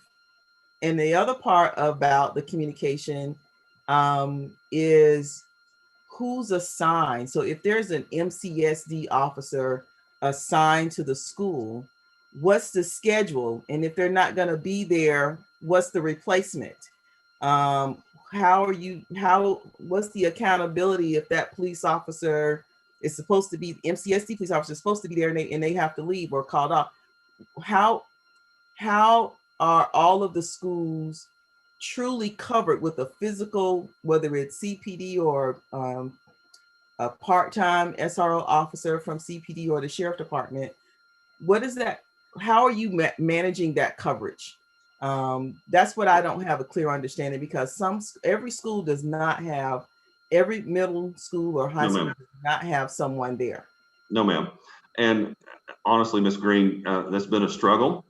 We have our personnel, but as you are aware, sometimes we're called away for other things. There's 19 of us, and right now, and we're supplementing with the CPD officers, but it's dependent on how many officers we get every day on the part-time side from CPD as to what kind of coverage or how many schools we can cover with an officer being present. In a perfect world, we would have an officer in every school in middle and high school, and we wouldn't have this issue. But unfortunately, right now, we're doing the best we can do. We're trying diligently to keep these officers at their locations.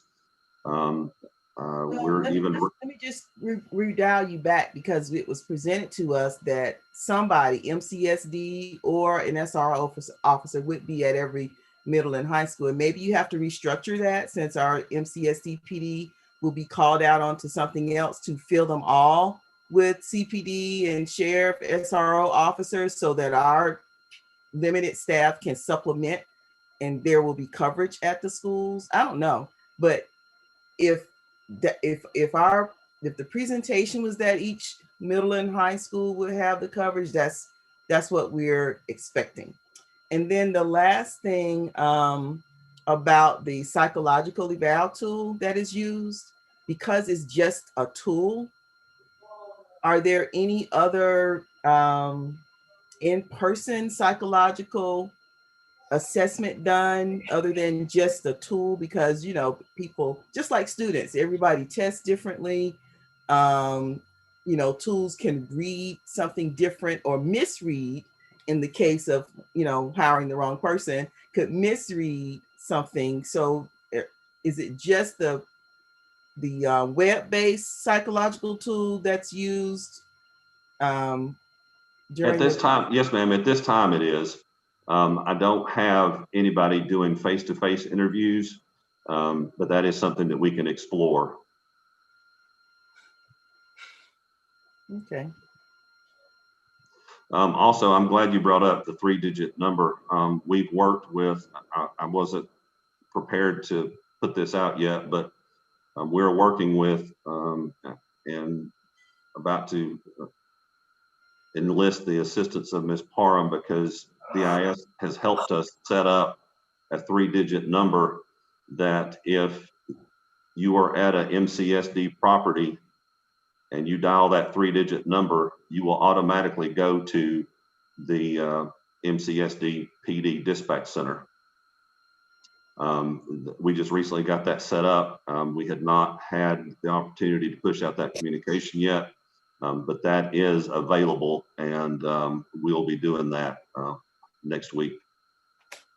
Okay, and send out the link so that we can review those policies and procedures, and we would have been better prepared to have questions about that. So we'll have, board members may have questions later on down as we review those procedures that you, in practices that you were alluded to. Absolutely. Thank you so much. Any other questions? No, thank you. I thought that was a very good update. Yes. Thank you, Chief Art. Appreciate it. Thank you. Well, that brings us to the close of the extended work session, our virtual retreat. I would like to just ask if there are any feedback from board members. Otherwise, I do want to thank again all of our staff and for your time and preparation for the presentations today. And again, appreciate Danielle Miller and the print shop for all that they've done to ensure that we had these documents for you today. But with that said, just want to get some quick feedback, positives, things you liked about it, things you'd like for us to change, whatever. I realize we're in a virtual environment, so it's different for all of us, but just would appreciate any feedback. Dr. Lewis, I just want to say I enjoyed this morning, and everything was so prepared as well as I think you could ever prepare it. And thanks to all the staff for all their hard work is putting it together, and yourself, Dr. Lewis. Thank you so much. It's been a good morning. You're welcome. Thank you, Mr. Cantrell. Anyone else? Yes. This booklet that you. Dr. Sly, you hit your mute. You hit mute by mistake, I think there.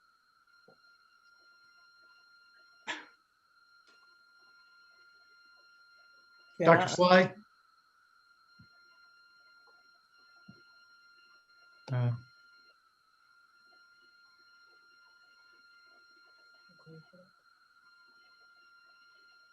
Okay, anyone else?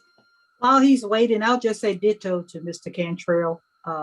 We appreciate the all of the updates, getting all the information, and hope we can go forward and implementing everything that's been presented. Dr. Lewis, I'm going to echo that sentiment. Want to thank you and your staff for putting this together, and want to just say kudos to everyone who's working through this pandemic. Everything that you guys are providing for our students, and engaging our parents, and the incentives for the teachers. I just want to say kudos. You guys are doing an excellent job chartering through uncharted territory. So thank you so much for all you do on a daily basis. We appreciate you. Thank you very much. Dr. Sly, I think I see you now. Did you have a comment? Yeah, I was just wanted to comment on the booklet that you sent around, Dr. Lewis. It was really quite remarkable, beautifully prepared, and it prepared me for the meeting. Thank you. Thank you, sir.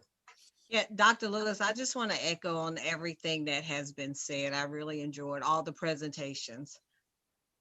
Well, kudos to the staff. Thank you for that. I appreciate that very much. Anyone else? Me too. Yes, me too. It's been a very informative morning, and the booklet definitely helped with the virtual kind of keeping up the pace. So thank y'all.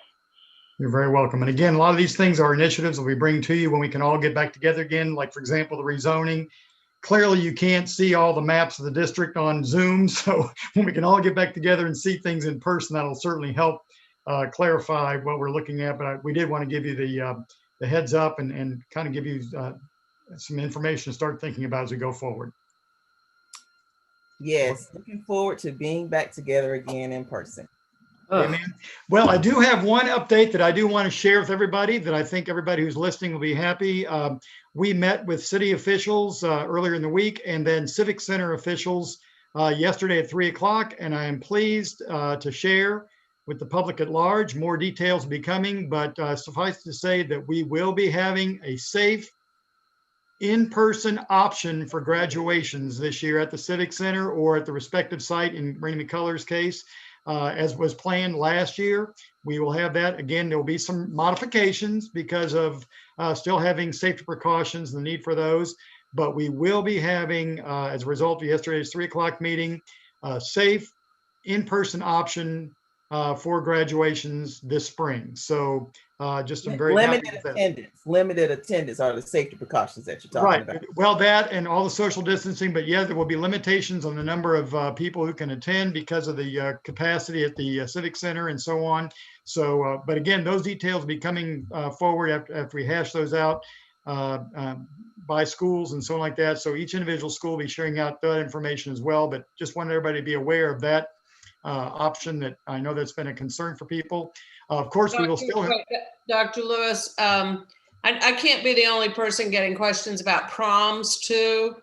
So I'll just mention that I had somebody reach out that they are working with Troup County on their three schools proms as an outdoor event using an amphitheater and portable tents, etc. If anybody's interested in any of that, what should we do? Because aren't the high schools are the schools themselves making the decisions, or are we giving guidance? Or we're giving guidance, but we have not been able to. Right now, we have a meeting set up with our medical panel again, which is going to be consistent with that same approach that we've had all the way through. And that meeting is occurring next week as we go forward with that. But right now, the concern is about obviously anything indoor and outdoor. It depends on, you run into other issues with that as far as weather and all that. So we'll have more guidance on that as we go, but that'll be early this week, but one step at a time. But I do want to let people know, because I know graduations, but keep in mind that there will be limited.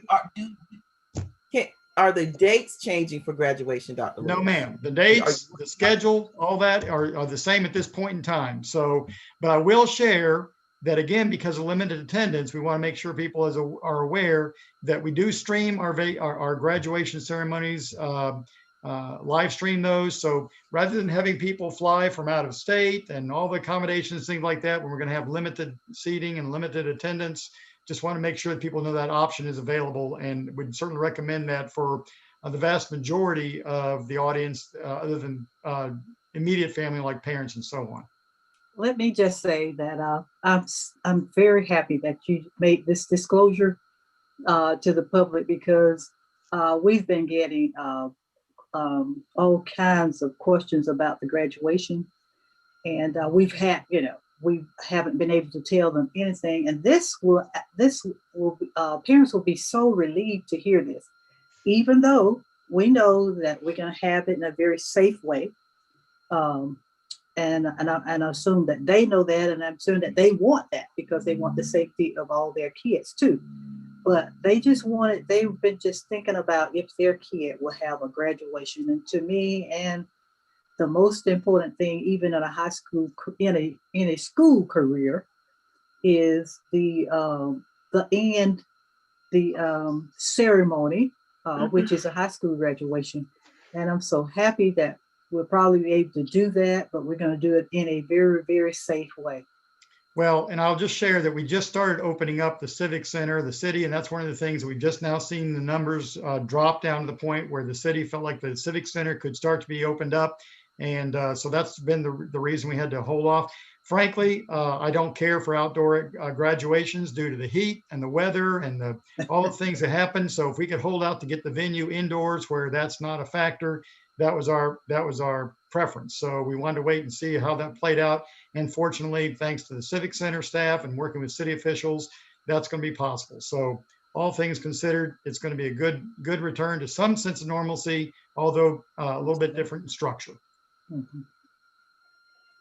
Dr. Lewis, yes. I read something the other day about Governor Kemp and the shots through the school system. Have you heard any information or any more on that as far as the schools giving out the virus shot? No, as I shared in an email that I sent out to all the board members earlier in the week, we've been working in collaboration with the Department of Public Health to ensure and take the strain off of them, because when the vaccines do become available more readily, that's going to put an awful lot of pressure on the Department of Public Health. And we've been working for weeks in preparation to become our own administration site for MCSD employees. To that end, all of our nurses have been certified to give the vaccinations. We have a plan in place for mass vaccination once the vaccines become available to us through the Department of Public Health by way of the state. So once we get the vaccine, we have a plan in place and we'll be ready to go. Great. Thank you, sir.